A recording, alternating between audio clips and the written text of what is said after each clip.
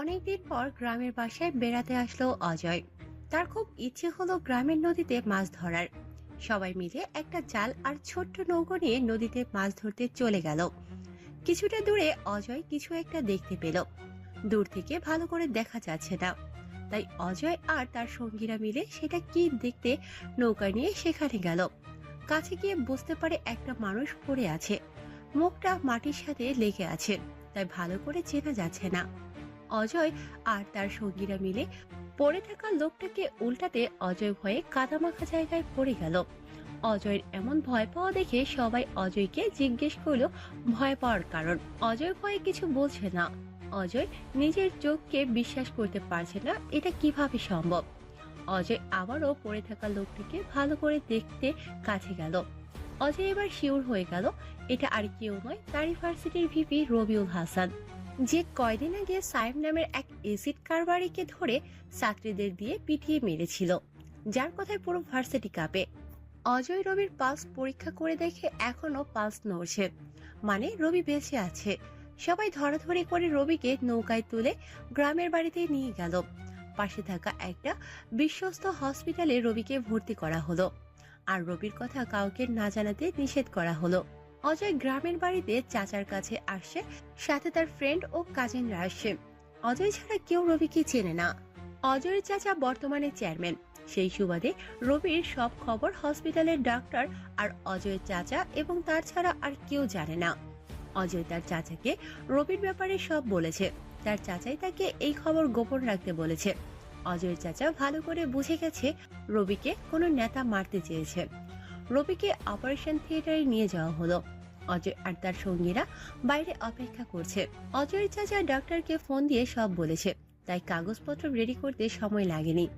অজয় বাইরে বসে অপেক্ষা করছে আর সেদিনের কথা ভাবছে, যেদিন তার বেস্ট ফ্রেন্ড বাসায় যাওয়ার জন্য একটা গাড়িও পাচ্ছিল না, আবার তাড়াতাড়ি বাসায়ও পৌঁছাতে হবে। কোনো উপায় না পেয়ে সেদিন অজয়ের ফ্রেন্ড রবির কাছে আসে, আর রবি রাশেদকে দিয়ে অজয়ের ফ্রেন্ডকে বাসায় পৌঁছে দেয়। আর কোনো বিপি এমন কাজ করবে না। অজয় বসে বসে এসব ভাবছে। একটু পর ডাক্তার বের হলো। অজয় ডাক্তারের কাছে গিয়ে রবির অবস্থা জানতে চাইল। দেখুন, রোগীর অবস্থা খুবই খারাপ, বাঁচার আশা মাত্র 1%। আমরা রোগীর শরীর থেকে 3টা বুলেট পেয়েছি, শরীর থেকে অনেক রক্ত বের হয়েছে, আর উঁচু থেকে পড়ার সময় মাটিতে অনেক আঘাত পেয়েছে, তাই মাথায় অনেক জখম হয়েছে, পুরো ঘাড়ে মুচড়ে গেছে। সব মিলিয়ে বাঁচার চান্স মাত্র 1%। তাহলে এখন আমরা কি করব? আমাদের গ্রামের হসপিটাল খুব ভালো চিকিৎসা ব্যবস্থা এখানে নাই। তার থেকে ভালো রোগীকে আপনারা শহরের ভালো হসপিটালে ভর্তি করান, তাদের রোগী বেঁচে যেতে পারে। এখানে থাকলে আমার ব্যক্তিগত মতামত হিসাবে রোগী মারা যাবে। তাহলে আমরা ঢাকায় নিয়ে যাব? রোগীরাতে খুব কম সময় আছে, 48 ঘন্টার মধ্যে ভালো চিকিৎসা না পেলে অনেক ক্ষতি হতে পারে। অজয় মাথায় হাত দিয়ে ভাবলো রবিকে হসপিটালে নিয়ে গেলে তো সবাই চিনে যাবে, তার থেকে ভালো প্লাস্টিক সার্জারি করালে কেমন হয়। ডাক্তারকে বললো রবির প্লাস্টিক সার্জারি করাতে। ডাক্তার না করতে চাইলেও অজয় বুঝিয়ে বলে এই চেহারা নিয়ে রবিকে ঢাকায় নিয়ে গেলে মেরে ফেলবে। যদিও রবির হাতে সময় কম, তাও ডাক্তার খুব তাড়াতাড়ি প্লাস্টিক সার্জারি করে দিল। রবিকে খুব তাড়াতাড়ি ঢাকায় নিয়ে আসা হলো। অজয় আর তার কাজিনরা ঢাকায় ফিরে এলো। অজয় সবাইকে বলে দিল রবি সাধারণ কোনো লোক নয়, ভুলেও ওর কথা যেন বাইরে কেউ না জানে। সবাই অজয়ের কথায় সম্মতি জানালো। রবিকে হসপিটালে ভর্তি করানোর পর ডাক্তার ভালো করে দেখে বলল রোগীর অবস্থা খুব খারাপ, অনেক রক্ত বের হয়ে গেছে শরীর থেকে, এই মুহূর্তে 4 ব্যাগ রক্ত লাগবে। অজয় রোগীর রক্তের গ্রুপ জানতে চাইল। ডাক্তার বলল ও পজিটিভ। অজয়ের রক্ত সেম, কিন্তু সে তো 1 ব্যাগ দিতে পারবে। অজয় বলল হসপিটাল থেকে দিতে, কিন্তু ডাক্তার সেখানে গোলক ধাঁধা বাঁধিয়ে দিল। ডাক্তার অজয়কে বলল, দেখুন, রোগীর অবস্থা খুব খারাপ। আমাদের কাছে যে রক্ত আছে তা অনেক পুরনো এবং সেগুলো ঠান্ডা হয়ে গেছে। এই সময় রোগীর একদম তাজা রক্ত দরকার, যাতে রক্ত দেওয়ার পরে রোগীর কোনো সমস্যা না হয়। আচ্ছা, আমি রক্তের ব্যবস্থা করছি। আমিও 1 ব্যাগ দেব, আমার রক্তের গ্রুপও সেম। তাহলে দেরি না করে এক্ষুনি দিয়ে দেন। যত দেরি হচ্ছে রোগী তত মৃত্যুর দিকে এগোচ্ছে। তাহলে 10 মিনিট পরে দেই। আপনার থেকে রক্ত বের করতেও 10 মিনিটের থেকে বেশি সময় লাগবে। কথা না বাড়িয়ে চলুন, আর আপনার বাকি সঙ্গীদের রক্তের ব্যবস্থা করতে বলুন। ঠিক আছে, আপনি রক্ত নেওয়ার ব্যবস্থা করুন, আমি আসি। ডাক্তার চলে গেল। অজয় এই সময় কি করবে ভেবে পাচ্ছে না। রাত হলো বটে, এই সময় রক্তের ব্যবস্থা করাটাও অনেক টাফ। এই সময় পাশ পাবে একমাত্র রাশেদকে। অজয় ফোন দিল রাশেদকে। রাশেদ রবির ডান হাত বললে চলে। রবির অবর্তমানে সবকিছু দেখাশোনার দায়িত্ব রাশেদের। প্রথম রিং হতেই রাশেদ ফোন ধরলো। কে বলছেন? তাড়াতাড়ি বলুন। ভাই, আমি আপনাদের ভার্সিটির অজয় বলছি। হ্যাঁ বলো, কি সমস্যা? ভাই, অনেক বড় বিপদে আছি। ভাই, এই সমস্যা আপনি একটু আমাদের পাশে দাঁড়ান ভাই। কি হয়েছে বলো আমাকে। আর কি বিপদে আছো তুমি? কোথায় তুমি? বলো, আমি আসছি। ভাই, আমার ও পজিটিভ রক্ত লাগবে 3 ব্যাগ, কিন্তু কোনোভাবে পাচ্ছি না। কারণ তাজা রক্ত লাগবে, পুরনো রক্ত দিয়ে হবে না, খুব তাড়াতাড়ি লাগবে ভাই। এক কাজ করো, তুমি হসপিটালের ঠিকানা বলো, আমি রক্তের ব্যবস্থা করছি আর আমিও দিতে পারবো। অজয় হসপিটালের ঠিকানা দিয়ে দিল। অজয় নিজে রক্ত দিতে চলে গেল। এদিকে রবির অবস্থা আরো খারাপ হয়ে যাচ্ছে। রাশেদ জানে না রবি কোথায়, ভীষণ চিন্তা হচ্ছে তার। রাশেদ 3 জনকে ফোন দিয়ে হসপিটালে যেতে বলল, যাদের ব্লাড ও পজিটিভ। রাত প্রায় 2টা, সবাই গিয়ে রক্ত দিল। রাশেদ কাকে রক্ত দিল সে নিজেও জানে না। রোগীকে দেখতে চাইল রাশেদ, কিন্তু অপারেশন চলছে আবারও, তাই রাশেদ রোগীকে দেখতে পেল না। রাশেদ চলে গেল। রাত অনেক, তাই বাসায় গিয়ে ঘুমিয়ে পড়ল। অজয় ভাবছে রবির জ্ঞান ফিরলে কি হয়েছে তা শুনবে। দীর্ঘ সময় অপেক্ষার পরও রবির জ্ঞান ফিরে না। অজয় রবিকে হসপিটালে রেখে বাসায় চলে যায় আর ডাক্তারকে বলে যায় যে কোনো দরকার পড়লে অজয়কে ফোন দিতে। সকাল 10টা হয়ে গেল, ডাক্তার কোনো খবর বলেনি অজয়কে। অজয় নিজে হসপিটালে ফোন দিয়ে রবির অবস্থা জানতে চাইল। কর্তব্যরত নার্স অজয়কে হসপিটালে আসতে বলল। অজয় নাস্তা করে হসপিটালে গেল। রবির রুমের সামনে দাঁড়িয়ে আছে, ভেতরে ডাক্তার কি যেন চেক করছে। প্রায় 10 মিনিট পর ডাক্তার বের হলো। ডাক্তারের মুখ কালো দেখে অজয় বুঝতে পারল ভয়ঙ্কর কোনো খবর অপেক্ষা করছে তার জন্য। তাও অজয় উত্তেজিত হয়ে ডাক্তারকে বলল, ডক্টর, রোগী ঠিক আছে তো? রোগী আপনার কি হয়? ভাই হয় সবার, আমরাও ভাই। দেখুন, নিজেকে সামলান। আমরা আমাদের সাধ্যমতো চেষ্টা করেছি। সরি, রোগীর অবস্থা এখন আগের থেকে খারাপ। রোগী এখন আইসিইউতে চলে গেছে। আমাদের একটা মিটিং বোর্ড গঠন করা হয়েছে। সবার মতামত অনুযায়ী রোগী আইসিইউ থেকে বের হওয়ার আশা মাত্র 3%। দেশের বাইরে নিলে দেশে ফিরে আসা কত পার্সেন্ট? দেখুন, দেশের বাইরে নিয়েও তেমন কোনো লাভ নেই। রোগীর অবস্থা ততটাও ভালো নয়। আর বাইরের দেশে অন্য দেশের রোগীদের প্রতি ততটা সিরিয়াস হয় না। তার থেকে ভালো হবে আপনি রোগীকে বাসায় নিয়ে যান, সেখানে সেবা করুন। তাহলে হয়তো রোগী বেঁচে ফেরার আশা কিছুটা বাড়তে পারে। আচ্ছা, তাহলে রোগীকে আমরা বাসায় নেওয়ার ব্যবস্থা করছি। জি, তাই করুন। প্রয়োজনে একটা নার্স রাখবেন রোগীর দেখাশোনার জন্য। তাহলে আমরা আসি। অজয় হসপিটালের সব কাগজপত্র ঠিক করে নিয়ে রবিরকে বাসায় নিয়ে আসলো। অজয়ের বাসায় তার মা বাবা আর একটা ছোট বোন আছে। বাসাটা 2তলা। রবিকে উপরতলায় একটা রুমে নিয়ে গেল। শুধু রবির জন্য সেই রুমটাকে হসপিটালের মতো বানিয়ে ফেললো। একটা নার্স রাখা হলো, সারাক্ষণ সে রবির খেয়াল রাখে। সময় যেতে লাগলো, কিন্তু রবির ঠিক হওয়ার কোনো নাম নেই। পুরো 1টা মাস শেষ হয়ে গেল, তাও কোনোভাবে রবি ঠিক হচ্ছে না। নার্স রবির পালস চেক করছে। তখনই কম্পিউটার স্ক্রিনে তাকিয়ে দেখলো অস্বাভাবিকভাবে রবির পালস বেড়ে যাচ্ছে। নার্স বুঝতে পারলো অল্প সময়ের মধ্যে রোগী হার্ট অ্যাটাক করতে পারে। নার্স তাড়াতাড়ি একটা ইঞ্জেকশন দিয়ে রবিকে হসপিটালে নিয়ে গেল। সেখানে ভিন্ন আরো 3টা ইঞ্জেকশন পুশ করা হলো। নিমিষেই রবির দেহ নিস্তব্ধ হয়ে গেল।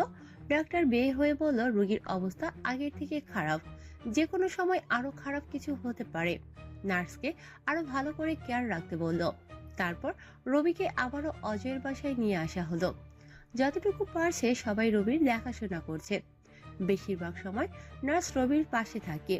রাতের বেলায় নার্স চলে গেলে অজয়ের বোন সাইফা আর তার মা দেখাশোনা করে। মাঝে মধ্যে অজয় রবির অবস্থা কেমন তা দেখে যায়। অজয়ের বাবা মাও কেউ জানে না রুহির নাম কি। যখন অজয়ের থেকে জানতে চায় তখন শুধু বলে সময় হলে ওর নাম বলবো, তার আগে বললে বিপদ হবে। তাই আর বাবা মাও অজয়কে চাপ না দিয়ে সময় দেয়। এভাবে চলতে থাকে আরো দীর্ঘ সময়। প্রায় 1টা বছর পর রবির হাতের আঙুল নড়ে ওঠে। হঠাৎ রবির পালস আস্তে আস্তে বাড়তে শুরু করে। রাতের বেলায় এমন হওয়ার কারণে নার্স ছিল না। রবির ঘরে ছিল সাইফা। রবির হাতের আঙুল নড়ে ওঠায় সাইফা চিৎকার করে সবাইকে ডাকতে লাগলো। সাইফার চিৎকার শুনে অজয় এবং তার মা দৌড়ে এসে রুমে এলো। সাইফা কিছু না বলে রবির দিকে হাত ইশারা করলো, আর সবাই তাকিয়ে দেখে রবির হাতের আঙুল এখনো একটু একটু নড়ছে, কিন্তু তার শ্বাসকষ্ট হচ্ছে। অজয় দেরি না করে নার্সকে ফোন দেয়। নার্স হসপিটালে নিয়ে যেতে বললো তাড়াতাড়ি। তারপরে তাড়াতাড়ি হসপিটালে নিয়ে গেল। ডাক্তার রোগীর সবকিছু চেক করার পর হাসি মুখে বের হলো, সবাইকে বলল, আশা করি খুব তাড়াতাড়ি সুস্থ হয়ে যাবে, কিন্তু একটা সমস্যা আছে। সেটা হচ্ছে রোগী আগের কোনো কিছু মনে আছে কি না সেটা আমাদের বোঝা মুশকিল। যতক্ষণ না রোগীর জ্ঞান ফিরবে ততক্ষণ আমাদের বোঝা মুশকিল। রোগী বেঁচে উঠেছে এতে সবাই অনেক খুশি, বাকিটা আল্লাহ ভরসা। যদি রোগী আগের মেমোরি লস না হয় তাহলে সব থেকে ভালো হয়। ডাক্তার 48 ঘন্টার মধ্যে রোগীর জ্ঞান ফেরার কথা বলে, কিন্তু 48 ঘন্টা পার হয়ে যাওয়ার পরেও রোগীর জ্ঞান ফিরে না। সবাই ভয়ে আছে। সে ভয় দূর হলো আরো 2 ঘন্টা পরে। আরো 2 ঘন্টা পর রবির জ্ঞান ফিরে, কিন্তু সেখানে আরেক বিপত্তি। তার জ্ঞান ফিরলেও নিজেকে চিনতে পারছে না, মানে তার অতীত ভুলে গেছে। ডাক্তার রবিকে আরো কিছু পরীক্ষা করে বলল অতীত খুব তাড়াতাড়ি ফিরে আসবে, আর যতদিন এই অতীত ফিরে না আসে ততদিন খুব সাবধানে থাকতে হবে। অজয় সবার সামনে রবির নাম নিতে পারবে না, তাই রবির নামের দ্বিতীয় অংশ হাসান বলে সবার কাছে সম্বোধন করলো। সবাই এখন হাসান বলে চেনে। রবি এখন হাসান নাম ধরে অজয়ের পরিবারের সময় পার করতে লাগে। অজয়ের সাথে ঘোরাঘুরি করে। একদিন হঠাৎ রবি আর অজয় বিকেলের দিকে ঘুরতে বের হলো। হঠাৎ কতগুলো লোক গুলি নিয়ে রবি অজয়কে চারপাশে ঘিরে ফেলে। দুজন কিছু বুঝতে পারছিল না কি করবে। হঠাৎ গাড়ি থেকে একজন বের হয়ে রবির কাছে আসে আর বলে, ভাই, আপনি এতদিন পর কোথা থেকে আসছেন, আর এমন সাধারণভাবে কেন? আপনাকে আমরা সবাই কত খুঁজতেছি জানেন? আমাকে খুঁজছো মানে? আরে ভাই, এসব মানে পরে হবে, আগে চলেন তো বাসায় যাই, আমাদের হবু হবি অপেক্ষা করছি। আপনাদের কোথাও ভুল হচ্ছে, এই আপনাদের ভাই নয়। তুমি চুপ করো তো, চলেন ভাই, পুরো 3 মাস পর আপনাকে পাইছি। তোমাদের ভাইয়ের নাম কি? আরে ভাই, আপনি আপনার নাম জানেন না? আপনি তো আমাদের রাফসান সাকিব ভাই। রবি তাকে অনেক বোঝানোর চেষ্টা করলো, কিন্তু সে কিছুতেই বুঝতে চায় না। শেষে রবি তাকে বলল, শিওর তো তুমি আমাকে চেনো আর আমি তোমাদের ভাই? হ্যাঁ ভাই, আপনি তো আমাদের ভাই। ঠিক আছে, কাল বিকাল 4টায় এখানে চলে আসো, আমি কাল যাব তোমাদের সাথে। ঠিক আছে তাই, তাহলে এখন আসি, অনেক কাজ ওইদিকে। তারপর তারা চলে যেতে লাগলো। গাড়ির কাছে গিয়ে একজন ভাইকে খুঁজে পেয়েছি বলে শূন্য আকাশে গুলি ছুটল। গুলির আওয়াজ শুনে রবি মাথায় হাত দিয়ে বসে পড়ল। তার অনেক মাথা ব্যথা শুরু হলো। রবি কিছু বুঝে ওঠার আগেই অজ্ঞান হয়ে গেল। লোকগুলো গুলি চালিয়ে চলে গেল। রবির কি হয়েছে তারা খেয়াল করেনি। অজয় তাড়াতাড়ি রবিকে পাশের হসপিটালে নিয়ে গেল। ডাক্তার রবিকে দেখে বলল তেমন কিছু হয়নি, শুধু মাথা ব্যথা হয়েছে, আর একটু ঘুম দিলে ঠিক হয়ে যাবে। অজ্ঞান অবস্থায় রবিকে ঘুমের একটা ইঞ্জেকশন দিয়ে দিল। প্রায় 2 ঘন্টা পর রবির ঘুম ভাঙতে চারপাশে তাকিয়ে দেখে হসপিটালের বেডে শুয়ে আছে, আর অজয় তার পাশে। রবি অজয়কে দেখে বলল, অজয়, তুমি এখানে কেন আর আমি বা এখানে কেন? অজয় রবির কথা শুনে বেশ অবাক হলো। অজয় রবিকে বলল, ভাই, আপনি আমাকে চিনতে পেয়েছেন? হ্যাঁ, চিনবো না কেন? তুমি আমাদের জুনিয়র অজয়, কিন্তু তুমি আর আমি এখানে কেন? এখানে বলা যাবে না, আগে চলুন আমার বাসায়, তারপর সব বলবো। তোমার বাসায় মানে? পাশ থেকে ডাক্তার রবিকে বলল। আপনি অজ্ঞান ছিলেন, উনি তো আপনাকে হসপিটালে নিয়ে আসলো। এবার কিছুটা অবাক হলো, কি হয়েছে তার সাথে, এখনই বা কি হচ্ছে কিছুই বুঝতে পারছে না। রবি অজয়ের সাথে তার বাসায় গেল। অজয় মাকে চিৎকার করে করে ডাকা শুরু করে। অজয় চিৎকার শুনে তার মা তার বোন সাইফা বাইরে আসে। সাইফা জিজ্ঞেস করে কি হয়েছে, তখন অজয় বলে ওর সব স্মৃতি ফিরে আসে। হাসান ভাইয়ার। হ্যাঁ, কিন্তু ও আসলে হাসান নয়। অজয়ের কথা শুনে তার মা আর বোন দুজনেই অবাক। আরো বেশি অবাক হলো রবি। অজয় এসব কি বলছে কিছুই বুঝতে পারছে না। হাসান না হলে কে তাহলে? রবি পাশ থেকে বলে উঠল, আন্টি, অজয় এসব কি বলছে? কিছুই বুঝতে পারছি না। এতদিন আপনি এখানে ছিলেন, এটা কি মনে আছে? পুরো 1.5 বছরের মধ্যে কি হয়েছে আপনার মনে আছে? দেখো অজয়, তুমি কি বলছো আমি কিছুই বুঝতে পারছি না, একটু গুছিয়ে বলো প্লিজ। দাঁড়িয়ে নয়, বসে কথা বলি চলো। বসো সবাই। তারপর সবাই বসলো। রবি একটা সোফায় আর বাকিরা অন্য পাশে। রবি অজয়কে বলতে বলল আসলে কি হয়েছে। তারপর অজয় বলল, আমরা কয়েকজন গ্রামের বাসায় বেড়াতে গিয়ে নদীতে মাছ ধরতে যাই। আমরা মাছ ধরার মাঝখানে কাউকে পড়ে থাকতে দেখতে কাছে যাই, আর গিয়ে দেখি সেটা আপনি। আপনাকে আমরা অজ্ঞান অবস্থায় নদীতে পাই। পাশে একটা হসপিটালে ভর্তি করি। আপনার শরীরে ডাক্তার 3টা বুলেট পায়। কেউ আপনাকে গুলি করছিল। তারপর গ্রামে হসপিটাল থেকে ঢাকায় নিয়ে আসি। আপনি আইসিইউতে চলে যান। এর বছর পর আইসিইউ থেকে বাইরে আসেন, আর মাস 2 হলো জ্ঞান ফিরেছে। আর আপনার অতীত ভুলে গেছেন। আপনার কিছু মনে পড়ছিল না। এতটুকু বলে অজয় থেমে গেল। রবি মাথায় হাত দিয়ে ভাবছে তার সাথে কি হয়েছিল। বারবার মাথায় চাপ দিতে লাগলো। একটু একটু মনে পড়ছে তার। পাশ থেকে অজয় রবিকে প্রেশার দিচ্ছে অতীতে কি হয়েছিল তা মনে করার জন্য। রবি চেষ্টা করছে মনে করার। হঠাৎ তার মনে পড়ে গেল অতীতে কি হয়েছিল সব। আমার সব মনে পড়েছে। অজয় এবার জিজ্ঞেস করলো কি হয়েছিল, আর গুলি কিভাবে লেগেছে, আর নদীতে বা কিভাবে গেল। রবি এবার বলা শুরু করলো। আমি এখন যা বলবো তা কেউ বাইরে বলতে পারবে না। অনেকের কাছে আমি হয়তো মরে গেছি, তাই আমি এবার সবার অগোচরে কাজ করব। সমস্যা নেই ভাই, আমরা আর চাচা ছাড়া কেউ জানবে না। চাচা মানে? কোন চাচা, আর সে কেন জানবে? আমরা গ্রামের বাসায় গিয়ে আপনাকে নদীতে পাই, আর সেখানকার চেয়ারম্যান আমার চাচা। চাচাকে আমি আপনার সব কথা বলেছি, তাই চাচা সবকিছু গোপন করে আপনাকে চিকিৎসা করতে এখানে পাঠিয়েছে। তাই চাচা সব জানে। আর উনি আমাকে বলেছে আপনি যতদিন সুস্থ না হন ততদিন যাতে কেউ আপনার আসল পরিচয় না জানে। জানলে আপনার জীবন আরো বিপদে পড়তে পারে। ও, বুঝতে পারছি।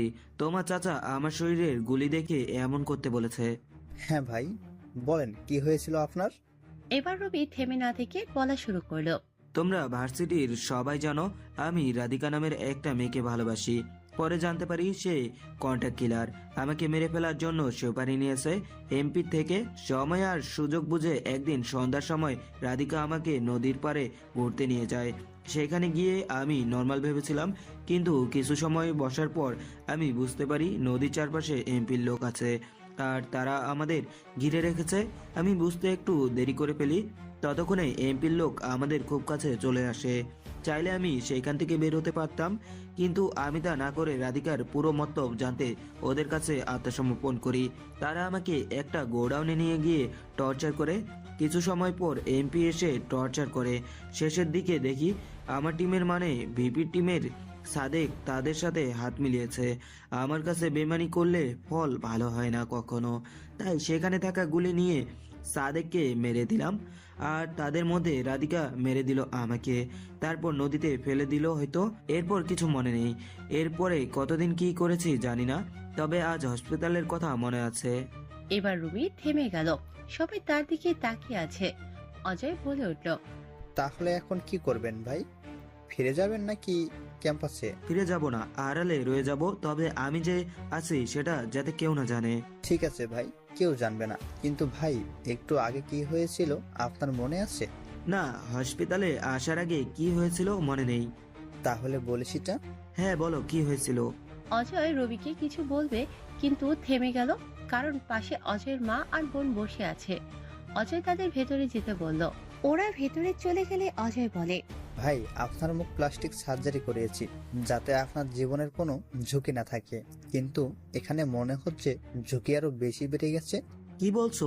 আমি তো কিছুই বুঝতে পারছি না। গ্রামের নদীতে আপনাকে পাওয়ার পর আমাদের মনে হলো আপনার আসল চেহারা কেউ দেখলে আবার আপনার উপর হামলা হতে পারে। আমি এটা শিয়ে হচ্ছিলাম আপনাকে কেউ চক্রান্ত করে মেরে ফেলতে চেয়েছে, তাই ঝুঁকি এড়াতে আপনার মুখ সার্জারি করাই। আজ বিকেলে আমরা হাঁটতে বের হয়েছিলাম, তখন কতগুলো লোক গাড়ি থেকে নেমে এসে আর আপনাকে ভাই বলে। আমার মনে হয় এরা সবাই মাফিয়া ছিল। তার মানে আমার মুখে যে চেহারা বসিয়েছো তা কোনো মাফিয়াদের লিডারের? এই ঘটনার পর আমারও তাই মনে হচ্ছে। তারপর কি হয়েছিল? ওরা আপনাকে নিতে চেয়েছিল। আপনি বলেছেন কাল বিকেলে যাবেন তাদের সাথে।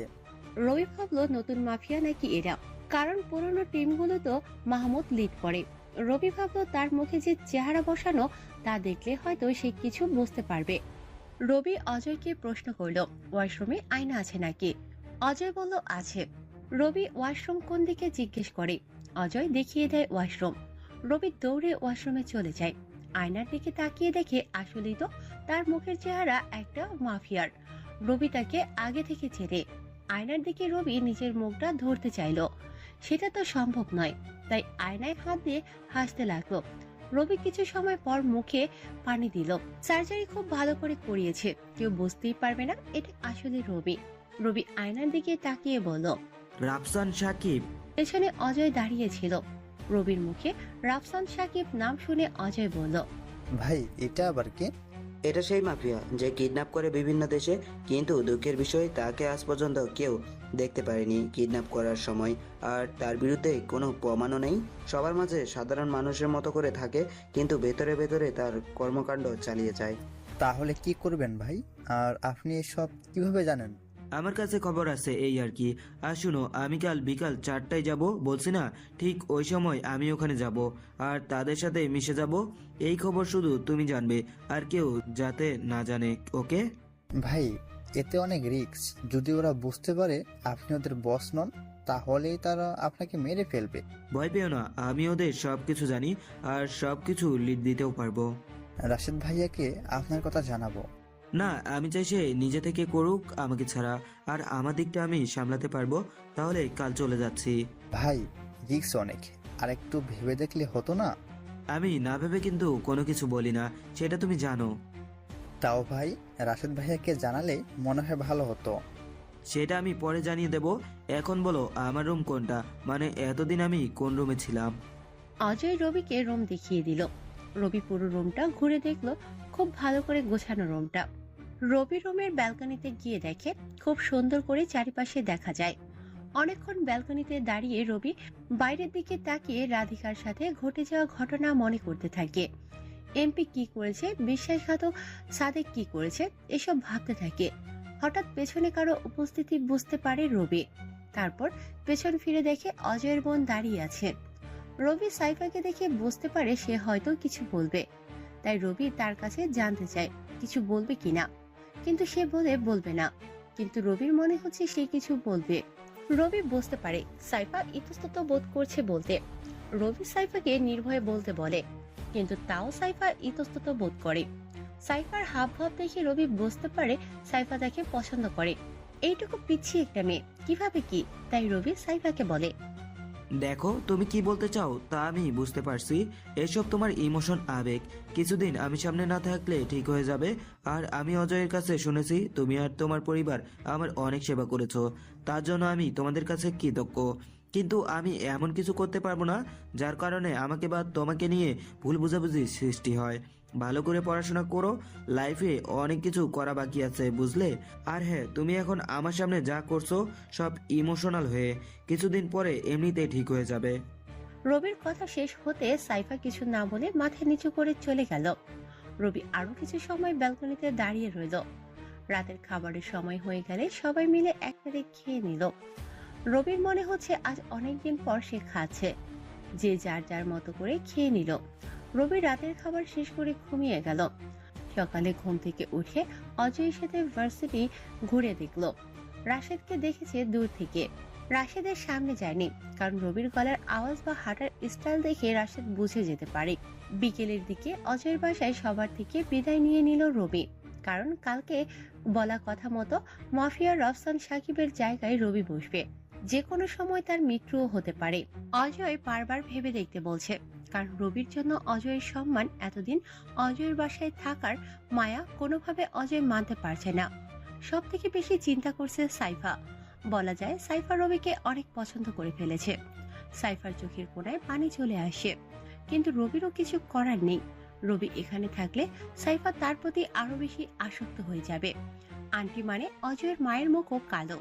তিনিও চায় রবি না যাক, কিন্তু রবিকে তো যেতেই হবে। সবার থেকে বিদায় নিয়ে বের হলো। রবি বাসার বাইরে এসে বাসাটার দিকে আবার ফিরে তাকালো। সাইফা দরজার বাহিরে এসে রবি চলে যাওয়া দেখছিল। রবি ফিরে তাকাতে সাইফা নিজেকে ধরে রাখতে পারল না। দৌড়ে রবির কাছে চলে আসে আর রবিকে জড়িয়ে ধরে। পাশে অজয় দাঁড়িয়ে আছে, তার মা দরজার পাশে দাঁড়িয়ে আছে। সাইফার সেদিকে কোনো খেয়াল নেই। রবি বারবার সাইফাকে ছাড়ানোর চেষ্টা করলো, কিন্তু সাইফা এত জোরে রবিকে জড়িয়ে ধরলো, রবি প্রতিবার সাইফাকে ছাড়াতে ব্যর্থ হলো। সাইফা কান্না ভেজা কণ্ঠে বলল, ফিরবেন কবে? ওপরওয়ালা যখন চাইবে। খুব কষ্ট হবে আমার। মায়া কাটাতে শেখো, সব ঠিক হয়ে যাবে। তাড়াতাড়ি ফিরবেন তো? ইমোশন চলে গেলে আমাকে আর খুঁজবে না কখনো। সে যাই বলুন, তাড়াতাড়ি ফিরবেন যেখানেই যান। তুমি তো জানো এই মুখটা আমার আসল না, এর পেছনে আরো একজন আছে। ওই পেছনের মানুষটাই তো আসল। সবাই দেখছে, ছাড়ো এখন। বলুন না, ফিরবেন কখন? এই যে বললাম, যদি উপরওয়ালা চায় তাহলে যে কোনো সময় ফিরতে পারি। দেখতে আসবেন মাঝে মধ্যে। চেষ্টা করব। সাইফা আরো কিছু বলতে চাচ্ছিল, কিন্তু রবি তাকে ছাড়িয়ে নিল। সাইফা আর কিছু না বলে কাঁদতে কাঁদতে চলে গেল। অজয় আর তার মা ভালোই বুঝতে পারছে সাইফা রবিকে ভালোবেসে ফেলেছে, কিন্তু রবি সাইফাকে কোনোভাবে সেভাবে কল্পনা করতে পারে না। পিচ্ছি একটা মেয়ে কিভাবে কল্পনা করবে? রবি অজয়কে নিয়ে সেখানে গেল যেখানে মাফিয়াদের সাথে দেখা হয়েছিল। তারা আজ রবিকে ওরফে রাফসানকে নিতে আসবে। রবি খুব ভালো প্ল্যান করে যাতে পুরো রাফসানের দল খুব সহজে কন্ট্রোল করতে পারে। রবি পাশে থাকা বসার জায়গায় রাফসানের মতো করে বসলো। এমন অদ্ভুতভাবে বসায় অজয় জিজ্ঞেস করলো, এভাবে বসছি কেন? তখন রবি অজয়কে বলে, এভাবে রাফসান বসতো, তার চলার স্টাইল সম্বন্ধে আমি অনেক কিছু জানি। দুজন বসে কথা বলছিল, তখনই রাশেদ কোথা থেকে চলে এলো। রাশেদ অজয়কে দেখে থেমে গেল। অজয়ের পাশে এসে দাঁড়ালো। রবির দিকে তাকিয়ে অজয়কে বলল, কে ওটা? ও হচ্ছে রাফসান, যাকে আপনি রক্ত দিয়েছিলেন সেই দিন। ও আচ্ছা, ইনি তাহলে সে যার একসাথে 4 ব্যাগ রক্ত দিতে হয়েছে? হ্যাঁ, আমি 1 ব্যাগ দিয়েছিলাম, বাকি 3 ব্যাগ আপনি আর আপনার লোকেরা দিয়েছিল। রাশেদ রবির মাথায় হাত দিয়ে বলল, ঠিক আছেন তো আপনি এখন? মাথা নেড়ে হ্যাঁ বলল। কথা বললে হয়তো রাশেদ বুঝে যেত এটা রবির গলা, তাই এমনটা করলো। তারপর রাশেদ চলে গেল। রবি বসে আছে মাফিয়া লোকগুলো আসার জন্য। কিছু সময় পর 6টা গাড়ি একসাথে এলো। তার মধ্যে প্রথমটাতে গিয়ে রবি উঠে পড়ল। অজয়কে ইশারায় কিছু বলে চলে গেল। রবিকে রাশেদ দেখেও চিনতে না পারার কারণ রবি মাস্ক পরা ছিল। আর কোনো কথা না বলে ইশারায় বলছিল। অজয় মন খারাপ করে বাসায় ফিরে আসলো। দেখে সবাই মন খারাপ করে আছে, বিশেষ করে অজয়ের ছোট বোন মন খারাপ করে আছে। রবির চলে যাওয়া সে মেনে নিতে পারছে না বলেই চলে। এদিকে রবিকে নিয়ে যাওয়া হচ্ছে। রবি জানে না তাকে কোথায় নিয়ে যাবে। রবি কিছু না বলে চুপচাপ বসে আছে। হঠাৎ মনে হচ্ছে কিছু বলা দরকার। তা কাজ কেমন চলে এখন? পাশ থেকে একজন বলে উঠলো, ভালো না। কেউ তাদের পথের বাধা হচ্ছে নাকি? রবি ভেবে বলল, আচ্ছা সবাই শুন, আজ থেকে আমি সবার সাথে নতুনভাবে পরিচিত হব, মানে একদম সাধারণভাবে। রবির কথা শুনে সবাই কিছুটা অবাক হলো। রবি কি বলছে বুঝতে পারছে না। তারপর সবাই চুপচাপ চলে গেল। রবিকে একটা বড় বাসার সামনে নিয়ে যাওয়া হলো। রবি সেখানে গিয়ে দেখে এটা পুরো একটা রাজপ্রাসাদের মতো। রবি সবাইকে বলল, কালকে সবার সাথে পরিচিত হবে নতুন ভাবে, আর কাজও হবে নতুন ভাবে, পুরোনো কাজ বাদ যাবে। রবির কথায় সবাই আর চোখে তাকাচ্ছে, কিন্তু কারো কিছু বলার সাহস নেই। সবাই রবির কথা শুনে নিজের মতো করে চলে যেতে লাগলো। তাদের মধ্যে যে লিডার, সেও চলে যেতে চাইবে। তখনই রবির পেছন থেকে ডেকে বলল, আমার 2টা লোক লাগবে, পাঠিয়ে দিও। রবির কথা শুনে সে বলল, আগে থেকে যে দুজন থাকতো তাদের পাঠাবে নাকি? তখন রবি বলল, হ্যাঁ তাদের পাঠিয়ে দাও। তারপর সে চলে গেল। রবি পুরো ঘরটা দেখছে ভালো করে। ক্যামেরা লাগানো আছে রুমের বাইরে, বাসার বাইরেও 2টা ক্যামেরা লাগানো আছে। রবি দরজা লাগিয়ে দিয়ে আসছিল। একটু পর কলিং বেল বেজে উঠলে রবি গিয়ে দরজা খুলে দিল। বাইরে দুজন দাঁড়িয়ে আছে, দুজনের হাতে গুলি। রবিকে দেখে তারা দুজন ভয়ে কাঁপতে শুরু করলো। রবি দরজা লাগিয়ে দিতে ওরা দুজন রবির পায়ে পড়ে গেল। রবিকে বারবার বলছে, ভাই মাফ করে দেন, অনেক বড় ভুল করে ফেলেছি। রবি খুব ভালো করে জানে এরা দুজন কেন এমন করে কথা বলছে। এরাও রবিকে চিনতে পারেনি। মুখে সার্জারি করে রাফসান সাকিবের চেহারা বসিয়েছে বলে তারা দুজন রবিকে রাফসান মনে করছে। রবি ওদের ছোট করে বলল, আরে এত উত্তেজিত হওয়ার কিছু নেই, সোফায় বস, কথা আছে তোদের সাথে। রবির কথা শুনে তারা একজন আরেকজনের দিকে তাকাচ্ছে। তাদের মধ্যে একজন বলে উঠল, এই কণ্ঠ তো রাফসান ভাইয়ের না? ও আচ্ছা, তাহলে এই গলা কার? রবির এমন কথা শুনে দুজনেই অবাক। আবার তাদের মুখে মিষ্টি হাসি। অপরজন বলে উঠল, রবি ভাই? না না, আজ থেকে আমি রাফসান ভাই। তার মানে রবি ভাই আপনি? এখনো ভাই ডাকিস কেন? দুজনে খুশিতে রবিকে জড়িয়ে ধরল। কি পাঠকরা কিছু বুঝতেছেন না তো? চলুন বুঝিয়ে বলছি। এ দুজন হচ্ছে রাহি আর শিকদার। দুজনই রাফসানের খুব কাছের লোক, কিন্তু ওরা দুজনই রবির ফ্রেন্ড। রবি ওদের দুজনকে রাফসানের কাছে পাঠিয়েছিল যাতে রাফসানের সব খবর তারা পেতে পারে। আর রবি বলেছিল রাফসানকে এভাবে থামাতে পারবে না কেউ। তার থেকে ভালো রাহি আর শিকদার ওরা দুজন সুযোগ আর সময় বুঝে রাফসানকে মেরে দিক। ঠিক প্ল্যান মতো সময় করে রাহি রাফসানকে শুট করেছিল, আর শিকদার এসে আরো আঘাত করেছিল। পরে রাফসান সেখানেই মরে যায়। এই ছিল প্ল্যান। তিনজন বসে আছে। রাহি বলল, তুই এতদিন কই ছিলি? আরে আর বলিস না, রাধিকার কথা বলেছিলাম না তোদের? ও আমার সাথে প্রেমের অভিনয় করে এমপি থেকে আমাকে মারার কন্ট্যাক্ট নিয়েছিল। আর একদিন সন্ধ্যা করে নদীর পাড়ে নিয়ে গিয়ে এমপির লোকের সাথে আমাকে একটা গোডাউনে নিয়ে যায়। রাধিকা আমাকে 3টা গুলি করে, তারপর নদীতে ফেলে দেয়। আমাদের ভার্সিটির ছোট ভাই অজয় আমাকে নদীতে পায়, আর সে আমাকে হাসপাতালে নিয়ে যায়। আমি পুরো 1 বছর কোমায় ছিলাম। সেখান থেকে ফিরে পুরো 6 মাসের মতো স্মৃতিহীন ছিলাম। বলিস কি? তারপর কিভাবে সুস্থ হলি? আর রাধিকা এখন কোথায়? এমপিকে বা কেন মেরে দিলি না? পলিটিক্স তার নিয়মেই খেলতে হয়। আর কয়েক মাস পর তো নির্বাচনের সময় সব নেতা কিছুটা দুর্বল থাকে, আর ওই সময় আমি রাধিকা আর এমপির বিষয় দেখব। তো তুই একদম পুরোপুরি সুস্থ হলি কখন? কাল তোদের লোক একটা আকাশে গুলি চালিয়েছিল, আমি অজ্ঞান হয়ে যাই। এরপর আমার সব স্মৃতি ফিরে পাই।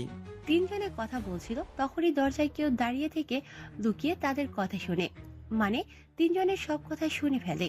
রবি কারো উপস্থিতি বুঝতে পেরে রাহিকে ইশারা করে। রাহি তাড়াতাড়ি দরজার কাছে গিয়ে দেখে অন্য কেউ নয়, বরং রাহির খুব কাছের ফ্রেন্ড দরজায় দাঁড়িয়ে তাদের কথা শুনছে। রাহি তাকে কোনো কথা বলার সুযোগ না দিয়ে টেনে ভিতরে নিয়ে আসলো আর দরজা বন্ধ করে দিল। রাহি তার ফ্রেন্ডকে দেখিয়ে রবিকে বলল, এ হচ্ছে আমার ফ্রেন্ড কায়েম। রাহি কথা শেষ করার আগেই রবি তার মুখ থেকে কথা কেড়ে নিয়ে বলল, হ্যাঁ আমি চিনি, ও আমারও ফ্রেন্ড। মানে বুঝলাম না, কিভাবে তোর ফ্রেন্ড হয়? আমি আসলে কিছু বুঝতেছি না, একটু বুঝিয়ে বল। আরে তুই হচ্ছিস আমার স্কুল লাইফের ফ্রেন্ড, আর কায়েম হচ্ছে আমার কলেজ লাইফের ফ্রেন্ড। ও আচ্ছা, তার মানে আমাদেরই লোক। আমাদেরই তো লোক, আর এখানে ছাড়াও আরো 3 জন আছে, মানে মোট 6 জন আছিস আমার লোক। বলিস কি? কিভাবে এসব পসিবল হলো? আর এক টিমে তোর লোক ঢুকিয়ে দেওয়া তো অনেক রিস্ক। তাও কিভাবে করলি এত কিছু? আমি চাইলে অনেক কিছু করতে পারি। চাইলে রাফসানকে আরো আগে মেরে দিতে পারতাম, কিন্তু ওর কর্মকাণ্ড কিছুটা বাকি ছিল। কি বাকি ছিল? অপরাধের উচ্চ সীমানায় পৌঁছানোর জন্য কিছুটা সময় বাকি ছিল, সেই সময়টাই আমি তাকে দিছি। তাহলে এখন আমাদের মোট কাজটা কি হবে? বা আমরা এই টিমটা কি রাখবো নাকি এটা শেষ করে দিব? না, এত সহজে শেষ করা যাবে না। এত সহজে শেষ যদি করি তাহলে ওরা সবাই একত্র হয়ে আবার একটা নতুন টিম গঠন করবে। তার মানে আস্তে আস্তে তাদের টিমটাকে শেষ করে দিতে হবে, তাই তো? না, শেষ করার আগে ওদেরকে সঠিক পথে আনতে হবে, কাজের জায়গা ঠিক করে দিতে হবে, তাহলে ঠিক হবে। আচ্ছা ঠিক আছে, সে না হয় করবো তো। বল এখন আমাদের কাল থেকে কি কাজ হবে? কাল থেকে তেমন কিছু করব না। আপাতত কালকে এখানে যা সিস্টেম আছে সব আমাকে নতুন সিস্টেমের আপডেট করতে হবে। এখানকার কম্পিউটার ল্যাপটপ যা আছে সবকিছু নতুন আনতে হবে। মানে এক কথা বলতে গেলে এ বাসার মধ্যে যে সমস্ত জিনিস আছে সব কিছু ছেড়ে দিয়ে আবার নতুনভাবে জিনিস আনতে হবে, এই তো? হ্যাঁ, সেটাই করতে হবে, যাতে আমাদের কোনো কাজের প্রতি ভুল না হয় আর সঠিকভাবে কাজ করতে পারি। আচ্ছা ঠিক আছে, তাহলে আমরা এখন বাসায় যাচ্ছি আর সব কিছু রেডি করতেছি। ওকে, আর হ্যাঁ, আমি বেঁচে আছি এটা শুধু অজয়ের পরিবার আর তোরা জানিস, অন্য কেউ যাতে না জানে। ওকে। তারপর বাসা থেকে সবাই চলে গেল। রাতে রবি কম্পিউটারগুলো ঘেটে দেখলো কিছু পায় কিনা, কিন্তু এখানে তেমন কিছু নেই। তারপর রবি ডিনার করে ঘুমিয়ে গেল। সকালে ঘুম থেকে উঠে রাহিকে ফোন দিল, সে এসে হাজির। তারপর রবি কথা মতো সবাইকে একটা জায়গায় নিয়ে এলো। সবার সাথে রবিকে রাফসান বলে পরিচয় করিয়ে দিল, সবার নামও বলল। আর রবি এটাও বলে দিল আজ থেকে পুরনো কোনো নিয়ম থাকবে না। আজকে থেকে নতুন নিয়মে এই মাফিয়াদের দল চলবে। আজ থেকে কোনো গরিবের টাকা মেরে খাবে না, বরং বড়লোকদের টাকা মেরে খাবে। প্রায় 30 মিনিট রবি সবার উদ্দেশ্যে কথা বলে। শেষ কথা বলে আজ থেকে পুরো টিমের দায়িত্ব থাকবে রাহি আর শিকদারের উপর। কেউ যদি এই দুজনের কথা অমান্য করে তাকে কঠোর শাস্তি দেওয়া হবে। রবির এমন কথা সবাই একটু আর চোখে তাকাচ্ছে।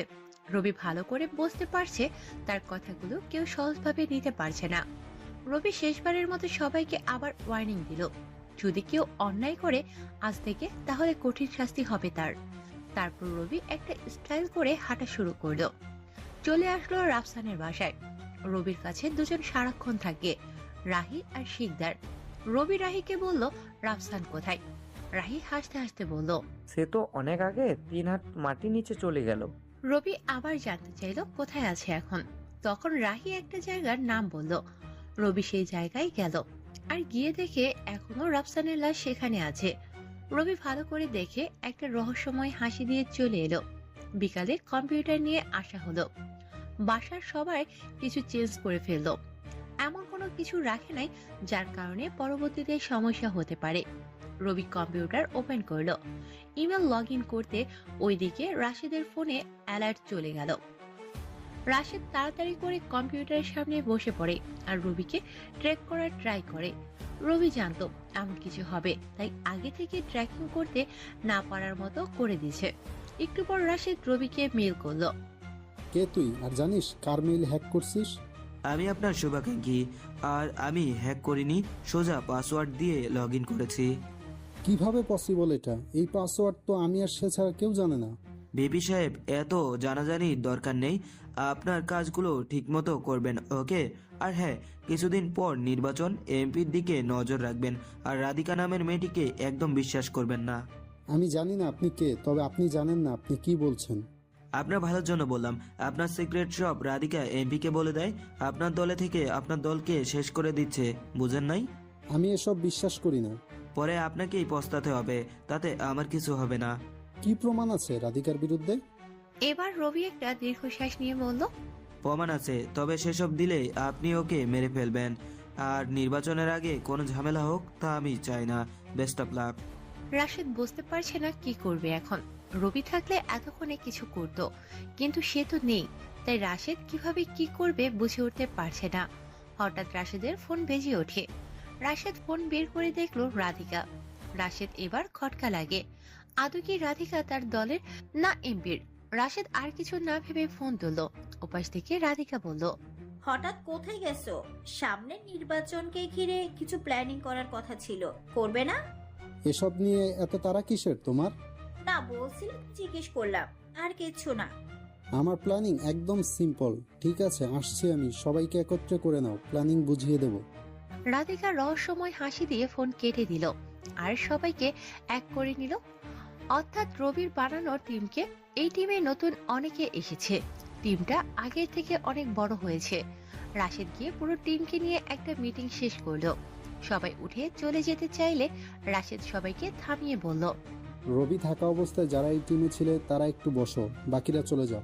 রাশেদেরও সন্দেহ হচ্ছে রাধিকার ওপর, কারণ যে রবির মেল থেকে মেল করেছে সেও নিশ্চয় বোকা নয় এত ঝুঁকি নিয়ে রাশেদকে মেল করবে। কারো মেল হ্যাক করার কারণে অনেক বড় শাস্তি হতে পারে। এই রাশেদের মনে রাধিকাকে নিয়ে সন্দেহের বীজ তৈরি হয়ে গেল। রাশেদের কথা শুনে নতুন সবাই বাইরে চলে গেল। পুরনো সবাই ভিতরে আছে আর রাধিকা ও রাশেদের পাশের চেয়ারে বসা। রাশেদ রাধিকাকে বলল, তুমি বসে আছো যে? কেন? আমি থাকলে সমস্যা নেই তো। না, সমস্যা নেই, কিন্তু এভাবে মিটিং করতে বলেছে, আর একজনের কথা যেন আরেকজন না জানে সেটা খেয়াল রাখতে বলেছে। মানে কি? কে বলেছে? তারেক ভাই বলেছে আমাদের টিমকে কয়েকটা বিভাগ করতে আর প্ল্যানিং গুলো ভাগ ভাগ করে দিতে, এই আর কি। তো আমি জানলে সমস্যা কই? এবার রাশেদের সন্দেহের তীর আরো জোরালো হলো। রাধিকা তার মানে এমপির লোক। রাশেদ পুরনো সবাইকে বলল, আজ তাহলে আর কোনো প্ল্যানিং হবে না। রাধিকা বুঝতে পারে সে আছে, তাই রাশেদ পরের প্ল্যান কি বলছে না। রাধিকা চালাকি করে রাশেদকে বলল, আচ্ছা ঠিক আছে, আমি যাচ্ছি, তোমরা পরবর্তী কি প্ল্যান আছে করো। এই বলে রাধিকা চলে গেল।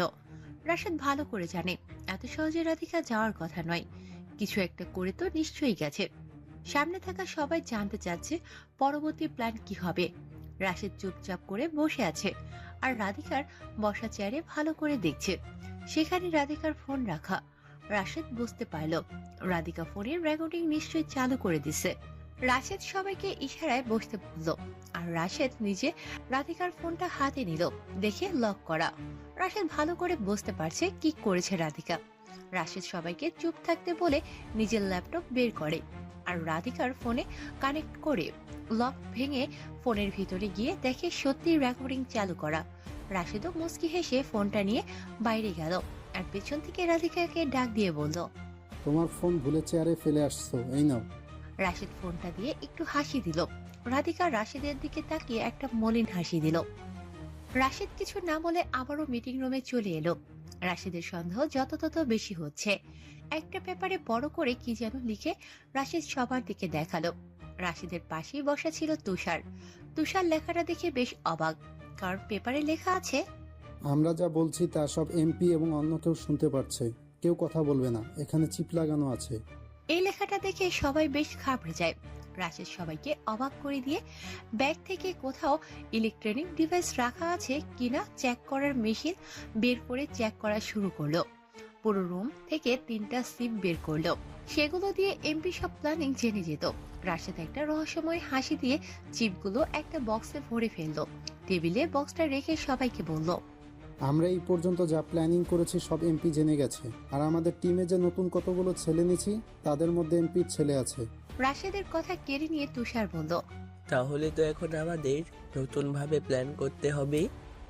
আমাদের প্ল্যান করতে হবে রবির মতো করে। কিভাবে? যে কোনো কাজের জন্য রবি একসাথে 2টা প্ল্যান করতো, আমাদেরও তাই করতে হবে। মানে আমাদের প্ল্যান নতুনদের জন্য হবে একটা, আর আমরা যারা পুরনো আছি তাদের জন্য হবে একটা। তারপর রাশেদ পুরনোদের কি কি করতে হবে বলে দিল। মিটিং শেষ করে যে যার মতো করে চলে গেল। কয়েকদিন পর নতুন আরো একটা মিটিং এ কথা জানানো হলো সবাইকে। এইদিকে রবি রাফসানের পুরো টিমটা আস্তে আস্তে ছোট করে নিচ্ছে। সেখানে থাকা সবাইকে চাকরির ব্যবস্থা করে দিচ্ছে। এভাবে 2 মাস হতে না হতে পুরো টিম মাত্র হাতে গোনা কয়েকজন আছে। আরো প্রায় 15 দিন পর পুরো টিম মাত্র 6 জন আছে, তাও রবির লোকগুলো। এইদিকে এমপি রাফসানের সাথে হাত মিলানোর চেষ্টা করছে। রবি যখন রাফসানের জায়গায়, তখন চালাকি করে রবি এমপির সাথে হাত মিলিয়ে নিল। দুদিকে এমপির ক্ষতি এখন। রাফসান মানে রবি শেষে পল্টি দেবে, যা এমপির জন্য বড় বিপদ। আর ওইদিকে নির্বাচন নিয়ে রাশেদের কি প্ল্যান সেটা জানবে না। নতুনদের নিয়ে কি প্ল্যান তা কোনোভাবে জানবে না এমপি। দেখতে দেখতে নির্বাচনের দিন চলে এলো। রাশেদ মাস্টার প্ল্যান করে রেখেছে নির্বাচন নিয়ে। কোনোভাবে নির্বাচনে এমপি কিছু করতে পারবে না। সময় যত ঘনিয়ে আসে, এমপি রাফসান মানে ছদ্মবেশী রবির সাথে ঘনিষ্ঠ হওয়ার চেষ্টা করছে। রবিও প্ল্যান করেছে। হঠাৎ এমপি ফোন দিয়ে রাফসানকে ডাকলো কোনো মিটিং করার উদ্দেশ্যে। ছদ্মবেশী রবি, ডিসি, মেয়র, এমপি সবার সাথে মিটিং করলো। মিটিং এর সব থেকে গুরুত্বপূর্ণ কথা হলো নির্বাচনের দিন এমপি লোকগুলো নিজেদের মধ্যে মারামারি করবে, আর সেই মারামারি জের ধরে নির্বাচনের ফলাফল ঘুরিয়ে এমপির দিকে নিয়ে নেবে। মারামারি শুরু হলে ভিপি মানে রাশেদের লোকগুলো বসে থাকবে না, তারাও মারামারি করবে, আর এই সুযোগে এমপি নিজের কাজ করে দেবে। মিটিং শেষ করে উঠতেই রবি জানালার পাশে একটা ক্যামেরাম্যানকে দেখতে পেল। রবি তাকে না দেখার মতো করে চলে আসতে যাবে, তখনই এমপি ক্যামেরাওয়ালাকে দেখে ফেলল। সাথে সাথে ক্যামেরাম্যান দৌড়াতে শুরু করলো। এমপি তার পেছনে লোক লাগিয়ে দিল, কিন্তু তাতে কোনো লাভ হয়নি। সে বাসে চড়ে চলে গেল। এমপি লোকগুলো শূন্য হাতে ফিরে এলো।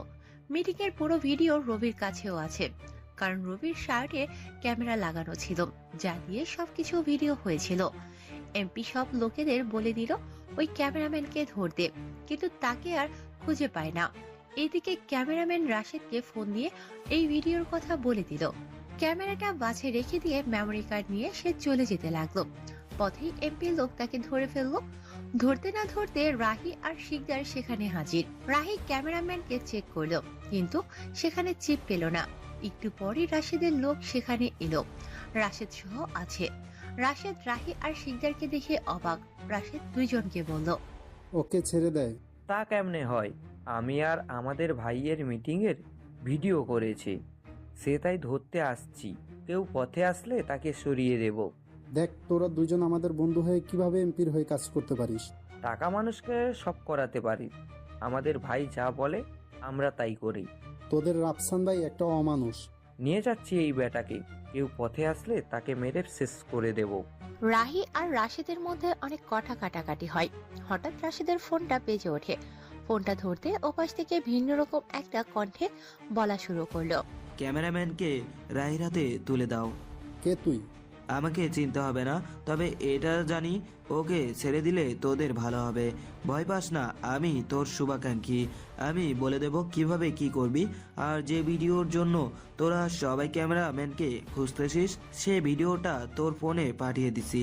লোকটাকে রাহির সাথে দিয়ে দে, কোনো ঝামেলা করিস না। লাগবে না ভিডিও আমি পরে পেয়ে যাব। আর এমপিকে কিভাবে কি করতে হয় তা আমি ভালো করে জানি। লোকটাকে কোনোভাবেই নিতে দিচ্ছি না। লোকটা আমার সাথে ভালো থাকবে, কোনো ক্ষতি হবে না ওর। তুই চাইলে পরে নিয়েও যেতে পারিস, তবে এটা মাথায় রাখ, এখন লোকটাকে নিয়ে ঝামেলা করলে তোকে পুলিশ গ্রেপ্তার করবে, ফলে তোর প্ল্যান কোনো কাজে আসবে না। কে তুই? বিশ্বাস করতে পারছি না তোকে। আমি সেই যে তোকে বলেছিল রাধিকা সুবিধার নয়। তার মানে? আমি সে। লোকটাকে আনতে দে, আর তুইও সাবধানে থাকিস। এমপির লোক তোর উপর হামলা করতে পারে। ঠিক আছে, লোকটাকে নিতে দিচ্ছি। যদি ওর ক্ষতি হয় তাহলে কোনো রাফসান বা এমপি বাঁচতে পারবে না, মনে রাখিস। তারপর রাশেদ লোকটার দিকে তাকিয়ে রাহিকে বলল, যদি ওর কিছু হয় তাহলে রাহি, তুই আর শিকদার কেউ বাঁচতে পারবি না। সেটা পরে দেখা যাবে। তারপর রাহি লোকটাকে নিয়ে রবির কাছে চলে এলো। রবির সামনে লোকটাকে বসালো। রবি সোজা প্রশ্ন ছুড়ে দিল, মেমোরি কার্ড কোথায়? জীবনেও বলবো না, তবে যেখানে থাকুক সেটা একসময় ভাইরাল হবে, মনে রাখিস। আমি জানি তোরা আমাকে মেরে ফেলবি, কিন্তু মেমোরি কার্ড তোরা কখনো পাবি না। রবি ওর কথা শুনে হাসতে শুরু করলো। রবির এই রহস্যের হাসি দেখে বলল, কি আজব, পাগল হয়ে গেলি নাকি? কি মনে করেছিস তোকে মারার জন্য এখানে নিয়ে আসছি? না রে, তোকে এমপির হাত থেকে বাঁচাতে এখানে নিয়ে আসছি। মানে হলো রাশেদ আমার বন্ধু, তোর যাতে কোনো ক্ষতি না হয় তাই নিয়ে আসছি। সমস্যা নেই, রাতে তোকে রাশেদের কাছে পাঠিয়ে দেব। এসব বলে আমার থেকে ভিডিও পাওয়ার চেষ্টা হচ্ছে না? না, ভিডিও তোরটা লাগবে না, আমার কাছে আছে ভিডিওটা। আমি ওটা রাশেদকে দিয়ে দিছি। আর ভিডিও তোর কাছে নেই কেন জানিস? বাসে থাকার সময় তোর মানিব্যাগ পকেট মেরে দিছে, আর মেমোরি কার্ড সেখানে ছিল। চাইলে ওই কার্ডটা আমি আনতে পারি, কিন্তু ওটা আমার লাগবে না। তার মানে তুই এমপির লোক নয়? না রে, আমি এমপির বিরাট শত্রু। তাহলে এমপির সাথে মিলে মারামারির প্ল্যান করাটা কি ছিল? ওটা একটা চাল আমার, এত কিছু তোকে জানতে হবে না। রেডি থাকিস, রাতে তোকে রাশেদের কাছে নিয়ে যাব। লোকটা রবির কথা এখনো বিশ্বাস করতে পারছে না। অপেক্ষা করতে লাগলো কখন রাত হবে তার জন্য। রাত 9টা হতে রবি একটা মাস্ক পরে নিল। লোকটার সাথে রাহি আর শিকদারকে পাঠালো, সাথে দুজনকে গুলি নিতে বলল। রবিও একটা গুলি নিল। রাহি, শিকদার আর লোকটা একটা গাড়িতে বসে রাশেদের বাসার সামনে চলে গেল। লোকটাকে নিয়ে রাশেদের বাসার কলিং বেল চাপ দিতে রাশেদ দরজা খুলে দিল। লোকটাকে নিয়ে ভেতরে গেল। রাহি একটা সোফায় বসতে বসতে বলল, কি অবাক হচ্ছিস লোকটাকে তোর কাছে নিয়ে আসছি বলে? রাশেদ কিছু বলছে না, চুপ করে বসে পড়লো। পাশে শিকদারও বসে পড়লো। তাদের কথার আওয়াজ শুনে কাজের মেয়েটা বাইরে আসলো। রাহি মেয়েটাকে বলল, কফি দিতে। রাহির কথা শুনে রাশেদ আরো অবাক। মেয়েটা চুপচাপ দাঁড়িয়ে আছে। রাশেদ ইশারা করতে সে কফি বানাতে চলে গেল। হঠাৎ রাশেদ আর রাহি বাইরে কারো পায়ের আওয়াজ শুনতে পায়। রাহি চুপচাপ জানালার পাশে এসে বাইরে তাকিয়ে দেখে প্রায় 15 জনের মতো মুখে কাপড় দিয়ে গুলি হাতে নিয়ে আস্তে আস্তে ভিতরে আসে। রাহি একজনের চুল দেখে বুঝতে পারে ওরা এমপি লোক। রাহি তাড়াতাড়ি করে আবার সোফায় এসে বসে পড়ল। ফোন বের করে কাকে যেন ফোন দিয়ে বলল, রাশেদের বাসা এমপির লোকেরা ঘিরে রেখেছে, আমরাও এখন ভিতরে আছি। ওপাশ থেকে বলল ভয় না পেয়ে চুপচাপ ভেতরে বসে থাকতে। তারপর রাহি সবাইকে বলল, সবাই নিরাপদ জায়গায় চলে যাও, বাইরে এমপির লোকেরা ঘিরে রেখেছে, সবার হাতে গুলি আছে। কথা বলতে বলতে রাহি নিজের কোমর থেকে গুলিটা বের করলো। রাহি গুলি বের করেছে দেখে শিকদার বুঝতে পারে ঘটনা হতে যাচ্ছে। শিকদারও নিজের গুলি বের করে। শিকদার এখনো বুঝতে পারছে না ওরা কি করতে যাচ্ছে। তোরা তো এমপির হয়ে কাজ করিস, এখন ওদের বিরুদ্ধে লড়াই করবি? কথা কম বল তুই। একটা কাজ কর, সবাইকে নিয়ে সেফ থাকতে পারবি এমন কোনো রুমে চলে যা। তোদের এখানে রেখে যাব না। বেশি ন্যাকামি না করে সর এখান থেকেই। রাশেদ তাও যাবে না বললে এবার রাহি ধমক দিয়ে বলে, ঠিক আছে চল, দরজা খুল গিয়ে ওখানে যারা আছে সবাই শুট করবি, তখন বুঝবি কত ধানে কত চাল। আরে তুই কখন বন্ধু কখন শত্রু বুঝতেই পারি না। আমি তোর চোখে সারাক্ষণই শত্রু হয়ে থাকবো। ওরা ভিতরে তর্ক করছে, হঠাৎ পুরো বাড়ি অন্ধকার হয়ে গেল, বাইরেও অন্ধকার হয়ে গেল। রাহি ভিতরে সবাইকে নিয়ে একটা রুমে চলে গেল আর ফোনের লাইট জ্বালিয়ে দিল, কিন্তু ওই রুমটা কার রাহি জানতো না। ভেতরে গিয়ে দেখে কাজের মেয়েটা, সে চিৎকার দিতে যাবে তখনই রাহি ওর মুখ চেপে ধরে বলে, চিৎকার করিও না, বাইরে অনেক লোক পুলি নিয়ে দাঁড়িয়ে আছি, চিৎকার করলে সমস্যা হবে। রাহির আর কিছু বলার দরকার হয়নি, রাহি হাতের গুলিটা দেখে মেয়েটা অজ্ঞান হয়ে পড়ে। রাহি রাশেদকে বলল সে রুম থেকে বের না হতে। রাহি আর শিকদার গুলি নিয়ে সামনে এগিয়ে এলো। দরজার দুই পাশে দুজন দাঁড়িয়ে আছে। হঠাৎ দরজার বাইরের লোকগুলো একদম কাছে চলে আসে, কিন্তু ওদের চমকে দিয়ে খুব দ্রুত কি যেন চলে যায়। 2 সেকেন্ডের হাতে রাশেদ বাড়ির কাছে চলে আসা 5 জন মাটিতে পড়ে আছে আর তাদের গলা দিয়ে রক্ত বের হচ্ছে। রাহি এটা দেখে প্রথমে কিছুটা ঘাবড়ে যায়, আর এমপির লোকগুলো অনেক ঘাবড়ে যায়। তারা ভয় কিছুটা পেছনে চলে যায়, কিন্তু তাতেও বিপদ, একদম পেছনে দুজন গেছিল, তাদের গলাও কেটে গেল। বাস পাখির মতো কিছু একটা সামনে দিয়ে বিদ্যুৎ চমকানোর গতিতে চলে যায়, আর তারপরে তারা মাটিতে লুটিয়ে পড়ে। এমপির সব লোকের মধ্যে ভয় ঢুকে যায়, যে যেদিকে পারে দৌড়ে পালাতে চেষ্টা করে, কিন্তু তাতেও লাভ হয় না, পেছন থেকে কেউ শুট করে দিচ্ছে। এভাবে সবাই শেষ, মাত্র একজন বাকি। ওকে মারতে যাওয়ার আগে চারপাশে আলো জ্বলে ওঠে। রাশেদের বাসায় কারেন্ট লাইন কায়েম কেটে দিছিল রবির কথায়, কিন্তু রবি কিছু বলার আগে কায়েম লাইনটা লাগিয়ে দেয়, তাই চারপাশের আলো রবির মুখে এসে পড়ে। রবি দেরি না করে এমপির শেষ লোকটাকে শুট করে দেয়। এদিকে কারেন্ট চলে আসতে দেখে রাশেদ শিকদার দুজনে জানালার ফাঁক দিয়ে বাইরের অবস্থা দেখে ফেলে। শিকদার রাহির সাথে প্রথমে দরজার পাশে এসেছিল, কিন্তু যখন দেখলো বাইরে কেউ এমপির লোকদের মেরে দিচ্ছে, তখন শিকদার রাশেদকে কাছে চলে গিয়েছিল, আর কারেন্ট আসার সাথে সাথে ওরাও চলে আসে। এইদিকে সবাইকে মারা শেষ হতে রবি দরজায় এসে দাঁড়ায়, মুখে মাস্ক আছে। দরজা খুলে দিতে রবি রাহির কানে কানে কি যেন বলে, আর সে চলে যায়। রাশেদ কিছু না বলে চুপ করে আছে। রাশেদ রবির চেহারা দেখে নাই, তার মাস্ক ছিল। রাহি রাশেদের হাতে রাহির গুলিটা দিয়ে বলল, এটা রাখ, যে কোনো সময় তোর উপর আবার হামলা করতে পারে। মাস্ক পরা যে লোকটা সবাইকে মেরে দিল কে? তোর খুব কাছের কেউ, তোর শুভাকাঙ্ক্ষী। কি এটা সে শুভাকাঙ্ক্ষী যে আমাকে বিভিন্নভাবে হেল্প করছে? এই সে, ভয় নয়, তোকে সাহস জুগিয়ে দিচ্ছে। রাশেদ তাকে একটিবার দেখবে বলেছে, কিন্তু এটা সঠিক সময় নয়, তাই রাহি বলল তুই তাকে বহুবার দেখেছিস, কিন্তু রাশেদ কোনোভাবে মেনে নিতে পারছে না। কখন দেখেছে তাও জানে না, আর কে সে তাও জানে না। সব মিলিয়ে এক গোলক ধাঁধায় পড়ে গেল রাশেদ। রাহি রাশেদকে আর কিছু না বলে কাকে যেন ফোন দিল, সাথে সাথে প্রায় 6টা গাড়ি আসলো আর লাশগুলো নিয়ে গেল।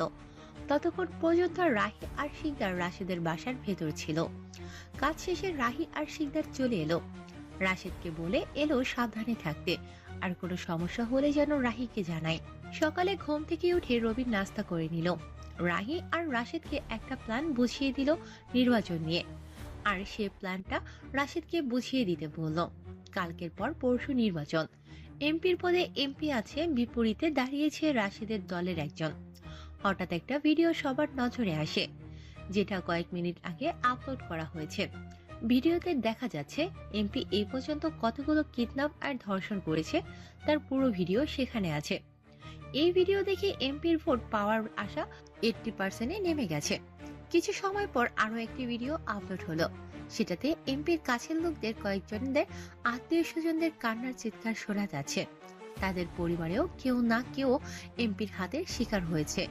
আর এই ভিডিও দেওয়ার পর এমপির কাছের লোকগুলো আলাদা হতে শুরু করে। পরপর 2টা ভিডিও আপলোড হওয়ার পর এমপির মুখে সবাই থুতু ফেলা শুরু করলো। পুরো শহর উত্তাল হয়ে পড়লো। এমনকি এমপির কাছের লোকগুলো যাদের এতদিন খাইয়ে পুষে রেখেছে, তারাও এমপির বিরুদ্ধে চলে গেল। পুরো প্রশাসন নড়ে উঠেছে।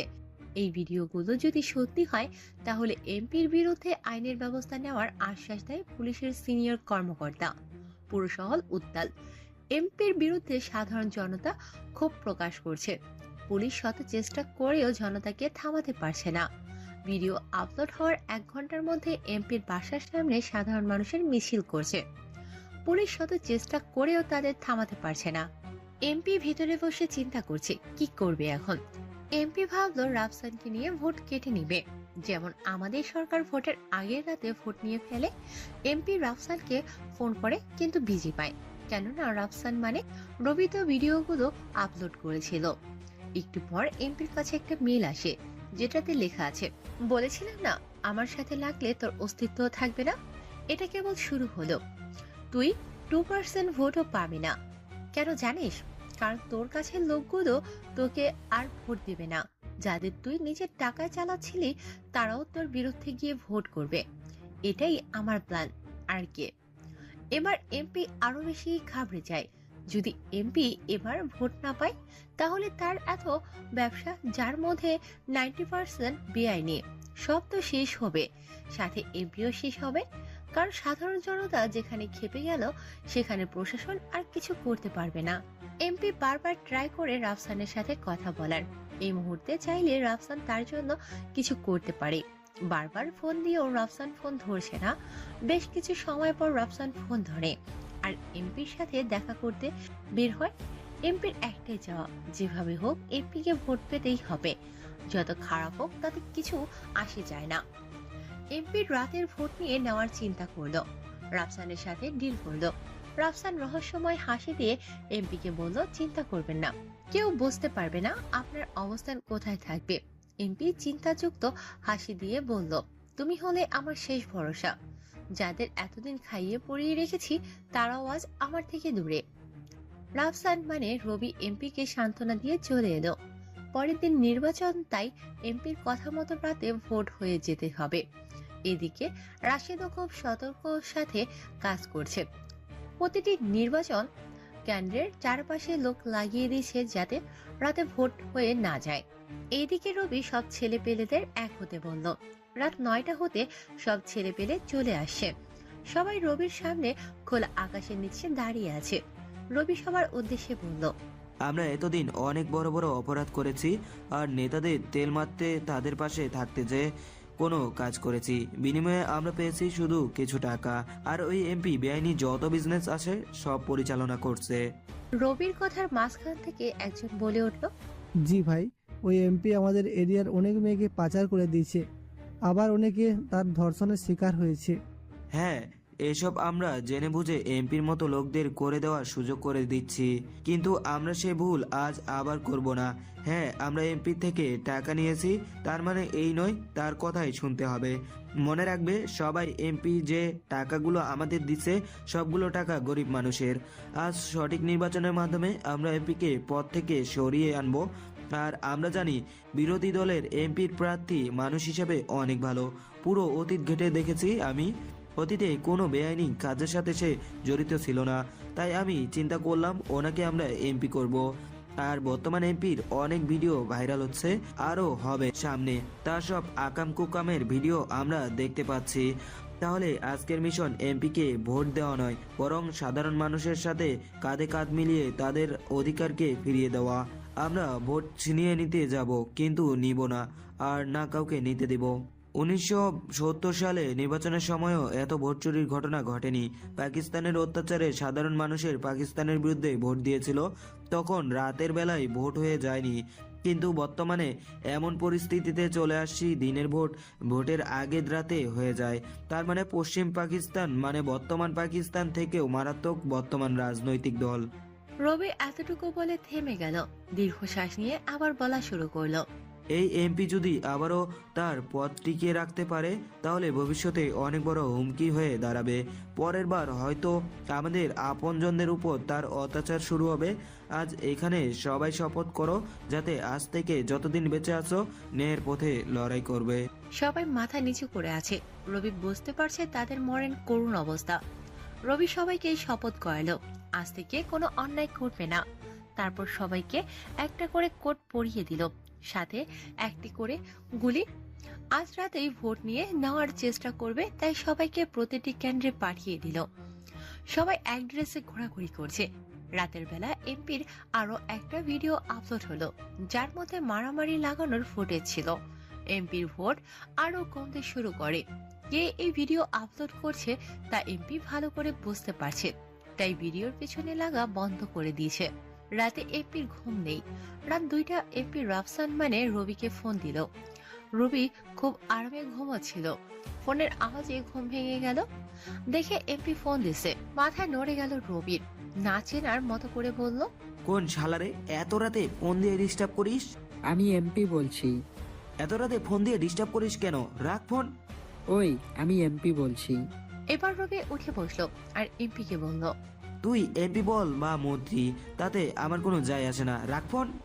এমপি বুঝতে পারলো পাল্টি খাইছে, কিন্তু এখন এমপিরও রাগারাগি করলে তো চলবে না, তাই এমপি বলল, ভোট কতটুকু কাটা হলো? ভোট কি তোর বাপের নাকি যে তুই বলবি আর আমরা কেটে দেব? এই মুখ সামলে কথা বল। তুই নিজেকে সামলা। আমি এখন যা বলবো তুই শুনলে দেওয়ালে মাথা মারবি। শেষ রাতে এসে উল্টে গেলি। কত টাকা খাইছিস? তার দ্বিগুণ টাকা দেব আমি। বল কত খাইছিস? ওই শালা, তোর মতো ফকিন্নি না আমি, পুরো আন্ডারগ্রাউন্ড চলে আমার নামে, আর তুই আমাকে টাকার লোভ দেখাস? তোকে আমি সামনে পেলে সবাই করে দেব। একবার তো মারতে চেয়েছিস, কিন্তু পারিসনি, না কখনো পারবি। সেদিন রাধিকার ছলনায় আমি নিজেকে সঁপে দিয়েছিলাম, কিন্তু আর তুই বাঁচতে পারবি না। কে তুই? তোর মতো ধর্ষকের হত্যাকারী রবি ওরফে আর কে? রবির কথা শোনার সাথে সাথে এমপি লাফ দিয়ে বিছানা থেকে উঠে বসলো। এমপি ভাবছে, রবিকে তো মেরে দিছি, তাহলে বেঁচে গেল কিভাবে? আর ও নিজেকে আর কে কেন বলছে? ও যদি আসলে আর কে হয়, তাহলে তো সেদিন এমপির সামনে রবি আহত অবস্থায় ছিল, কিন্তু ওই সময় আর কে নাম নিয়ে কে মেল করছিল তাহলে? এমপির মাথায় হাজারো প্রশ্ন ঘুরছে, কি করবে বুঝতে পারছে না। এমপি রবিকে বলল, তুই আর কে নয়? তোকে প্রমাণ দেওয়ার সময় আমার নেই। হ্যাঁ, এটা বলতে পারি, আমি সেই ভিপি রবি যাকে তুই মেরে নদীতে ফেলে দিছিলি। ওই ভিপির পদটা ছিল শুধু মানুষের সামনে নিজেকে উপস্থাপন করার জন্য, আসলে তো আমি আর কে। এই বলে রবি হাসতে শুরু করলো। এমপি রেকর্ডিং চালু করার চেষ্টা করছে, কিন্তু কোনোভাবে রেকর্ডিং চালু হচ্ছে না। এইদিকে রবির ফোনে একটা মেসেজ আসলো। সেটা দেখে রবি হাসতে হাসতে বলে, কিরে এমপি, আমার কথাগুলো রেকর্ড করতে চাস? পারবি না রে, তুই তো আমার চোখে সাধারণ একজন, তোকে দিয়ে এসব হবে না। শেষবার একটা সুযোগ দিতে চাই তোকে, সেটা আমি সবাইকে দিই। কি সেটা? নিজের অপরাধ স্বীকার করে নিজেকে আইনের হাতে তুলে দে। তোর সাথে মেয়র, ডিসি আর তোর সিক্রেট ডান হাত রাধিকাকেও আইনের কাছে নিজেদের সঁপে দিতে বল, নয়তো তাদের লাশ তো দূরের কথা, শরীরের কোনো অঙ্গ কেউ খুঁজে পাবে না। রাফসান কোথায়? রাফসানের কথা শুনে রবি এবার হাসতে হাসতে বলল, রাফসান সে অনেক পাপ করেছে, তার পাপ পূর্ণ হয়ে গেছে, তাই সে মাটির নিচে মানে কবরে শুয়ে আছে। তাকে তো আমি অনেক আগে মেরে দিছি। তুই আমাকে মারার বছর খানিক পর আমার লোক রাফসানকে মেরে মাটি চাপা দিয়ে দিছে। আর সবাইকে সঠিক পথে আনতে আমি রাফসানের জায়গায় বসি, আর দেখ সবার কাজের স্থান ঠিক করে দিলে ওরা সবাই ভালো হয়ে যায়। তাহলে সেদিন তুই আমার সামনে ছিলি, তারপরেও কিভাবে আমাকে মেল করলি? না অন্য কেউ করেছে? হাইরে বোকা, ওই মেল তো আমি করেছিলাম, কিন্তু সেখানে ছোট্ট একটা ট্রিক ছিল, মানে ওটা সাথে সাথে সেন্ড হয়নি, সময় ধরে দেওয়া ছিল। নির্দিষ্ট সময় শেষ হতে মেলটা তোর কাছে গিয়েছিল, আর ওই সময় আমি তোর সামনে ছিলাম, কিন্তু তুই মেল দেখে যে ভয়টা পাইছিলি, আমি সেটা দেখে পৈশাচিক হাসি দিছিলাম। তুই এত বড় ধোকা দিলি আমাকে?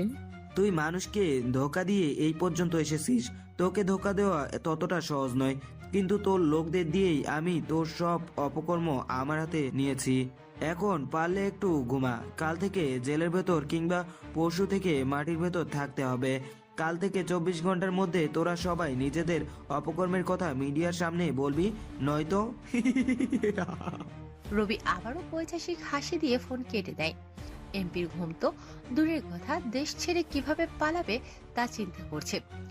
কোনো রকম ভাবে হলেও পার হওয়ার চিন্তা করছে, নয়তো নিশ্চয়ই মৃত্যু। এদিকে সকালে ঘুম থেকে উঠে রবি রাহিকে নিয়ে চলে যায় হসপিটালে। রবির মুখ থেকে রাফসানের চেহারা সরিয়ে আবারও নিজের চেহারা বসিয়ে দেয়। প্লাস্টিক সার্জারি শেষ করে রবি রাশেদকে ফোন দিল। রাশেদ নির্বাচন নিয়ে অনেক বিজি। প্রথম রিং হতে ফোন তুললো না, দ্বিতীয়বার রিং হতে ফোন ধরলো। এত প্যারা নেওয়ার কিছু নেই, তোর লোকই জিতবে। চিরচেনা কণ্ঠ শুনে রাশেদ আকস্মিকভাবে চমকে ওঠে। রবি বলে ওঠে, ভয় পেতে হবে না, ভোট দিয়ে তোর বাসায় চলে আয়। ওইদিকে আমার পোলাপান আছে, তারা সামলে নিবে। তুই এত বছর পর কোথা থেকে? ছিলাম তো একটু আড়ালে, বাসায় আয় সব বলছি। রাশেদ রবিকে এতদিন পর দেখবে, তাই দেরি না করে বাসায় চলে এলো। দেরি না করে রবি আর রাহিও রাশেদের বাসায় গেল। এতদিন পর রবিকে দেখে রাশেদ জড়িয়ে ধরল। এতদিন না দেখায় খানিকটা ইমোশনাল হয়ে গেছে রাশেদ। রবির সাথে রাধিকা আর এমপির এই পর্যন্ত যা যা হলো রাশেদকে সব বলল। আর রাশেদের সেই শুভাকাঙ্ক্ষী যে রবি, সেটাও বলল। সারাদিন কোন রকম ঝামেলা ছাড়া নির্বাচন শেষ হলো। রাত 9টার মতো সময়ই লাগলো ফলাফল ঘোষণা করতে। রাশেদের নির্বাচিত লোক 98.4% ভোট পেয়েছে, যা সবার চোখে তাক লাগিয়ে দিল। এদিকে ভোটের ফলাফল ভালো হবে না জেনে সবার অগোচরে এমপি মালয়েশিয়াতে চলে গেল। মালয়েশিয়া থেকে রাহিকে একজন ফোন দিয়ে এমপির পালিয়ে যাওয়ার কথা বলে। রাহি সোজা বলে দেয় এমপিকে ওখানে মেরে দিতে। নির্বাচনের পরের দিন এমপিকে কোথাও খুঁজে পাওয়া যায় না। বিকেলের দিকে খবর পেল এমপির লাশটা মালয়েশিয়ার কোনো ডাস্টবিনে পাওয়া গেছে। রাশেদের নির্বাচিত লোক মানে বর্তমান এমপি শপথ নেবে 2 মাস পরে। এই সময়ের মধ্যে রবি নিজের সব কাজ শেষ করে নেওয়ার চিন্তা করল। নির্বাচনের পরের দিন একটা লাশ পাওয়া গেল, পাশে চিরকুট, তাতে লেখা ধর্ষকের শাস্তি দিলাম আর কে। এই খবর কয়েক মিনিটের মধ্যে সারা দেশে ছড়িয়ে পড়ল। পুরো শহরে থমথমে অবস্থা শুরু হলো। ডিসি নিজের অপরাধ স্বীকার করে জেলে চলে গেছে। অপরাধীদের মধ্যে শুধু আছে রাধিকা, সেও দেশ ছাড়া চিন্তা করছে। রাতে কাগজপত্র সব ঠিক করে নিল, সকালে দেশ ছেড়ে চলে যাবে। অনেকদিন রবি আর রাশেদের আড্ডা দেওয়া হয় না, তাই ওরা দুজনে বসে আড্ডা দিচ্ছে। তখন তাদের আড্ডার ফাঁকে রবির ফোনটা বেজে উঠল। রবি ফোন রিসিভ করতে অপর পাশ থেকে বলল, ভাই, রাধিকা মানে এমপির সিক্রেট হাত, ও কাল সকালে দেশ ছেড়ে পালাতে চেষ্টা করবে। ওর বর্তমান ঠিকানাটা চাই। জি ভাই, পাঠিয়ে দিচ্ছি। রবি আর কিছু না বলে ফোন কেটে দিয়ে একটা রহস্যময় হাসি দিল। রাশেদের চোখে স্পষ্ট ভয়ের ছাপ দেখা যাচ্ছে, কারণ সে রবিকে ভালো করে চেনে। আর এই অভ্যাসের মানে কারণ মৃত্যু অনিবার্য তাও জানে। রাশেদ রবিকে বলল, আজকার পালা। যাকে আমি লাইফের সবচেয়ে বেশি ভালোবাসছিলাম তার। মানে রাধিকার? কোথায় এখন সে? আছে আমাদের পাশে, খুব একটা দূরে না। রিক্সা ভাড়া 10 টাকা, আর হেঁটে গেলে রিক্সার আগে যাওয়া যাবে। তার মানে আমাদের এলাকায়? তাহলে থাক তুই, আমি চ্যাপ্টারটা ক্লোজ করে আসি। জানি না পারবো কিনা। রাহিকে নিয়ে যা, সে ভালো পারবে। রবি মন খারাপ করে একটা শুকনো হাসি দিয়ে বলল, আমি নিজে ওকে মারবো। যখন আমি একটু বেইমানির গন্ধ পাই না, তখন সামনে যা হয়ে যাক, ওই বেইমানকে আমি ছাড়ি না। আমাদের একজনকে তো খুঁজে পাচ্ছি না তোর নিখোঁজ হওয়ার পর থেকে। নিশ্চয়ই সাদেককে। কিন্তু তুই এটা কিভাবে জানিস? আমি আগেই বলেছি, আমার সামনে যাই হয়ে যাক, বেইমানকে আমি বিন্দু পরিমাণ সাথ দেই না। তার মানে সাদেককে তুই মেরেছিস আর সে বেইমান ছিল? আমাকে রাধিকার প্রেমের জালে ফাঁসানোর সবচেয়ে বড় ভূমিকা ছিল সাদেকের। আর আমাকে মেরে দেওয়ার আগে আমি ওর মুখটা দেখে চিনে যাই। তারপর সেখানে একজনের গুলি দিয়ে আমি ওখানেই বেইমানের চ্যাপ্টার ক্লোজ করে দিই। আমাদের মধ্যেও বেইমান ছিল? এটা তেমন কোনো ব্যাপার না। বেইমান ছিল, আছে আর থাকবে। তাদের খুঁজে বের করতে হবে আমাদের। উঠি এখন, রাত অনেক হলো। রবি উঠে নিজের বাসায় গেল। স্পেশাল বাইক, স্পেশাল পোশাক পরে নিল। প্রতিবার খুন করার আগে যেমন মাস্ক পরে, তেমন মাস্ক পরে নিল। বাইকে চড়ে চলতে শুরু করলো রাধিকার বাসার দিকে। বাইক ছিল তাই নিমিষে পৌঁছে গেল রাধিকার বাসায়। রাধিকা ঘুমোচ্ছে। ঘুমন্ত অবস্থায় মেয়েটাকে বেশ মায়াবী লাগে, কিন্তু এই মায়াবী চেহারার পেছনে লুকিয়ে আছে বিষাক্ত কাল লাগেনি। রবির দেয়ালে পিঠ ঠেকিয়ে রাধিকার ঘুমন্ত মুখটা দেখলো। তারপর আস্তে আস্তে রাধিকার কাছে গেল। রবির ভীষণ ইচ্ছে করছে একবার তাকে জড়িয়ে ধরতে। রবি রাধিকাকে আস্তে আস্তে ডাকলো। রাধিকা চোখ খোলার আগেই রবি তার মুখ চেপে ধরলো যাতে চিৎকার করতে না পারে। রাধিকা চোখ খুলে দেখে কেউ তার মুখ চেপে ধরে আছে আর মুখে মাস্ক পরা। রাধিকা চিৎকার করতে গিয়েও পারল না। ধীরে ধীরে রাধিকা শান্ত হতে শুরু করলো। একটু পর নড়াছড়া বন্ধ করে রবির দিকে তাকিয়ে আছে। রবি আস্তে করে নিজের মুখের মাস্কটা খুলল। রাধিকা রবিকে দেখে আরো বেশি ভয় পেয়ে গেল। তার চোখগুলো বড় বড় হয়ে গেল। রবি আস্তে করে রাধিকাকে বলল, চিৎকার করে লাভ নেই, কেউ শুনতে পাবে না তোমার চিৎকার। তারপর রাধিকার মুখ থেকে হাত সরিয়ে নিতেই রবি রাধিকার মুখে একটা স্প্রে করে দিল। এটা সাধারণ কোনো স্প্রে ছিল না, এমন একটা স্প্রে যা কারো মুখে দিলে সে কথা বলতে পারবে না, বাকি সব সাধারণভাবে করতে পারবে, শুধু কথা বলা ছাড়া। তারপর রবি রাধিকাকে ছেড়ে দিল। তারপর রাধিকাকে বিছানায় বসিয়ে বলা শুরু করলো, কি দোষ ছিল আমার? তোমাকে ভালোবাসা, তোমাকে এতটা ভালোবাসতাম, মৃত্যু জেনেও তোমার সাথে চলেছি, তোমাকে নিয়ে হাজারো স্বপ্ন দেখেছি। কখনো আমি ভাবতেই পারিনি তুমি আমাকে মৃত্যুর ফাঁদে ফেলে দিয়ে তুমি চলে আসবে। আমি ভেবেছিলাম কি জানো, ভেবেছিলাম তোমাকে সত্যি অনেক ভালোবাসি জেনে তুমি আমাকে মৃত্যুর মুখে ফেলে না দিয়ে বাঁচাতে চেষ্টা করবে। কিন্তু জানো, যদি ওই সময় একটিবার বাঁচাতে চেষ্টা করতে তাহলে কেউ আমাকে সেদিন মারতে পারতো না, বরং তুমি আমাকে মেরে ফেলার সর্বোচ্চ চেষ্টা করেছো। জানো, আমি কখনো ভাবিনি তুমি কিছু টাকার জন্য আমার জীবন নিয়ে খেলবে। তোমার হাতে আরো অনেকে শিকার হয়েছে তা আমি জানি, কিন্তু আমি সারাক্ষণ চেয়েছি আমার ভালোবাসা দিয়ে তোমাকে সঠিক পথে ফিরিয়ে আনবো, কিন্তু আমি পারিনি। নিজের জীবনকে উৎসর্গ করতে হতো আমাকে। আজকের পর তুমি আর কারো জীবন নিয়ে খেলতে পারবে না। আজ আমি এখানেই তোমার চ্যাপ্টার ক্লোজ করে দেব। অনেকের জীবন নিয়ে খেলেছো তুমি, আর কারো জীবন নিয়ে খেলতে পারবে না। রবির কথা শুনে রাধিকার চোখ দিয়ে পানি পড়ছে। হাত জোর করে রবির পায়ে পড়ে গেল। মুখ দিয়ে কিছু বলতে পারছে না, চোখ দিয়ে পানি আর পানি। হাত জোর করছে, কাঁদতে কাঁদতে রবির পা জড়িয়ে ধরল। হয়তো রাধিকার এখন অপরাধবোধ কাজ করছে, কিন্তু মৃত্যুর কিছু সময় আগে তওবাও নাকি কবুল হয় না। রবির ভীষণ ইচ্ছে করছে রাধিকাকে একবার জড়িয়ে ধরে বলতে ভালোবাসি। রাধিকার এমন অবস্থা দেখে রবির চোখের কোণে পানি জমে গেছে। ভীষণ চেয়ে ভালোবাসে রাধিকাকে। রবি রাধিকাকে ধরে দাঁড় করিয়ে জড়িয়ে ধরে, খুব জোরে রাধিকাকে বুকে চেপে ধরে। বেইমানির চেহারা ভেসে উঠতে রবি রাধিকাকে বলল, তোকে আজও ভীষণ ভালোবাসি, কিন্তু বিশ্বাস কর আর ফিরে পেতে চাই না। পারলে আমায় মাফ করে দিস। কথা শেষ হতে না হতে রবি কোমর থেকে ছুরি বের করে রাধিকার পেটে মেরে দিল। তখনও রবি রাধিকাকে জড়িয়ে ধরে আছে। রাধিকার রক্ত পড়ছে আর রবি বলছে, আমি সব সহ্য করতে পারি জানিস, কিন্তু কেউ আমার সাথে মিথ্যা বললে বা বেইমানি করলে তাকে আমি শেষ করে দেই। এই দুইটা জিনিস আমি মোটেও সহ্য করতে পারি না। ভালো থাকিস ওপারে। যদি তোর পুনর্জন্ম হয় তবে সেদিনও আমি তোকেই চাইবো, তবে সেদিনও বেইমান হলে নয়, খুব ভালো একজন মানুষ হলে। ভালো থাকিস ওপারে। রাধিকার খুব কষ্ট হচ্ছে। মুখ দিয়ে শব্দ বের করতে না পারলেও কিছু শব্দ বের হচ্ছে মৃত্যুর আগে। মানুষের যেমন কষ্ট বের হয়, ইক ইক ইক শব্দ করছে রাধিকা। রবি আর রাধিকার কষ্ট সহ্য করতে পারছে না। কোমর থেকে গুলি বের করে রাধিকার কপালে ধরে বলল, ভালো থাকিস ওপারে, আর আমায় ক্ষমা করে দিস। রবি আর কোনো কথা না বলে রাধিকার মাথায় শুট করে দিল। রাধিকা পড়ে যেতে লাগলে রবি রাধিকাকে ধরে ফেলে আর বিছানায় শুইয়ে দেয়।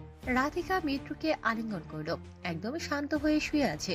রবি দেয়ালে পিঠ লাগিয়ে কিছু সময় রাধিকার মুখের দিকে তাকিয়েছে, তারপর চলে আসলো সেখান থেকে। রেখে এলো এক চিরকুট, যাতে লেখা ছিল, বেইমানির ফল মৃত্যু। পরদিন সকালে পুলিশ রাধিকার লাশটা নিয়ে যায়। শেষ হলো কিছু খারাপ মানুষের জীবনী। বাকি রইল মেয়র আর তার ছেলে। মেয়র কোনো ধর্ষকের সাথে জড়িত ছিল না, কিন্তু চোখের সামনে ধর্ষণ করতে দেখেও চুপ থাকা ওই অপরাধ করার মতো অপরাধ। রাতে মেয়র শুয়ে ভাবছে সে তো বেশি অপরাধ করেনি, তাহলে কি আর কি তাকে ছেড়ে দেবে? ঘুম আসে না তার, কিন্তু তার ঘরেই তো একটা ধর্ষক লুকিয়ে আছে। রাত গভীর হতে রবি পোশাক পরে মেয়রের ছেলের রুমে উপস্থিত। মেয়রের ছেলেকে বেঁধে শুধু বলল, ধর্ষণের শাস্তি দিলাম। মেয়রের ছেলের মুখ বাঁধা ছিল, তাই কথা বলতে পারছে না। রবি মেয়রের ছেলের গলা কেটে দিয়ে মাস্কটা মুখ থেকে সরিয়ে নিল। সাথে সাথে মেয়রের ছেলের চোখ বড় বড় হয়ে গেল। পরে মেয়রের রুমে গিয়ে রবি হুমকি দিয়ে এলো, যদি মেয়র সময়ের আগে ভালো হয়ে না যায় তাহলে তাকেও মৃত্যু পথযাত্রী হতে হবে। অনেকদিন অজয়ের সাথে কথা হয় না, তাই রবি বিকেলের দিকে অজয়ের বাসায় গেল। রবিকে আসল চেহারা দেখে অজয় বেশ খুশি। অজয়ের ছোট বোন সাইফা এক নাগাড়ে রবির দিকে তাকিয়ে আছে, তবে সাইফা অনেকটা শুকিয়ে গেছে বলা যায়। সাইফার এমন অবস্থার কারণ জানতে চাইলে অজয় বলে, রবি চলে যাওয়ার পর থেকে সাইফা মনমরা হয়ে থাকে, খাওয়া দাওয়া ঠিক মতো করে না, তাই এমন অবস্থা। রবি ভাবলো সাইফাকে একটা সুযোগ দিলে বোধহয় খুব খারাপ হবে না। রবি যখন মৃত্যুর সাথে পাঞ্জা লড়ছিল তখন অজয় তার মা আর সাইফা পাশে ছিল। যে দিনরাত এক করে রবিকে মৃত্যুর দুয়ার থেকে ফিরিয়ে এনেছে, সে আর যাই হোক রবির খারাপ যেতে পারে না। রবি সাইফার সাথে একটু আলাদা করে কথা বলতে চাইলো। সাইফা রবিকে ছাদে নিয়ে গেল, দুজনের হাতে কফি। রবি কফিতে চুমুক দিতে দিতে সাইফাকে বলল, এসব পাগলামির মানে কি? এত কিছু তো জানি না, শুধু জানি আপনাকে আমি ভীষণ ভালোবাসি। তুমি হয়তো জানো না, আমার চলাফেরা মাফিয়াদের মতো, যে কোনো সময় যে কেউ আমাকে মেরে ফেলতে পারে। আমি জানি সব। আপনার দুইটা জিনিস সবচেয়ে খারাপ লাগে, কেউ মিথ্যা বললে আর বেইমানি করলে। কিন্তু বিশ্বাস করেন, আমি না মিথ্যা বলি না কখনো বেইমানি করব। ভীষণ ভালোবাসি যে আপনাকে। তোমার পরিবার কি মেনে নেবে? ওরা সবাই জানে আমি আপনাকে ভালোবাসি, কিন্তু ভাইয়া ভয় পাই যদি আপনি রাজি না হন আর কোনো ঝামেলা করেন, তাই। আচ্ছা, ভেবে দেখবো তোমার ব্যাপারটা। আর কতদিন ভাবতে হবে আপনাকে? আমি আগেও কি তোমাকে নিয়ে ভেবে দেখার সময় নিয়েছি? না, নেননি, কিন্তু আপনাকে নিয়ে আমি প্রতিটি সময় ভেবেছি। তাহলে এখন আমার কি করার আছে? হয়তো আমার সময় ফিরিয়ে দেন, আর নয়তো? নয়তো আমায় ভালোবাসুন। প্রথমটা মানে সময় তো কখনো ফিরিয়ে আনা বা ফিরিয়ে দেওয়া যায় না। তবে আমায় ভালোবাসুন। ভালোবাসতে বাধ্য করবে নাকি? আপনি না বাসলে তো বাধ্য করবই। বাধ্য হয়ে ভালোবাসা যায় নাকি? যাই। কিভাবে? কাছে আসুন, আমি শিখিয়ে দিচ্ছি। রবি আর কিছু বলার আগে সাইফা রবির দিকে আসতে লাগলো। রবি সাইফাকে বলল, একটা সুযোগ দিতে পারি, তবে কথা দিতে হবে কখনো ছেড়ে যাওয়া যাবে না। সাইফা রবির হাত ধরে বলল, বেঁধে রাইখেন আপনি। বেইমানির পরে শুরু হলো নব ভালোবাসা। সারা জীবন একে অপরের পাশে থাকুক প্রিয় মানুষটি।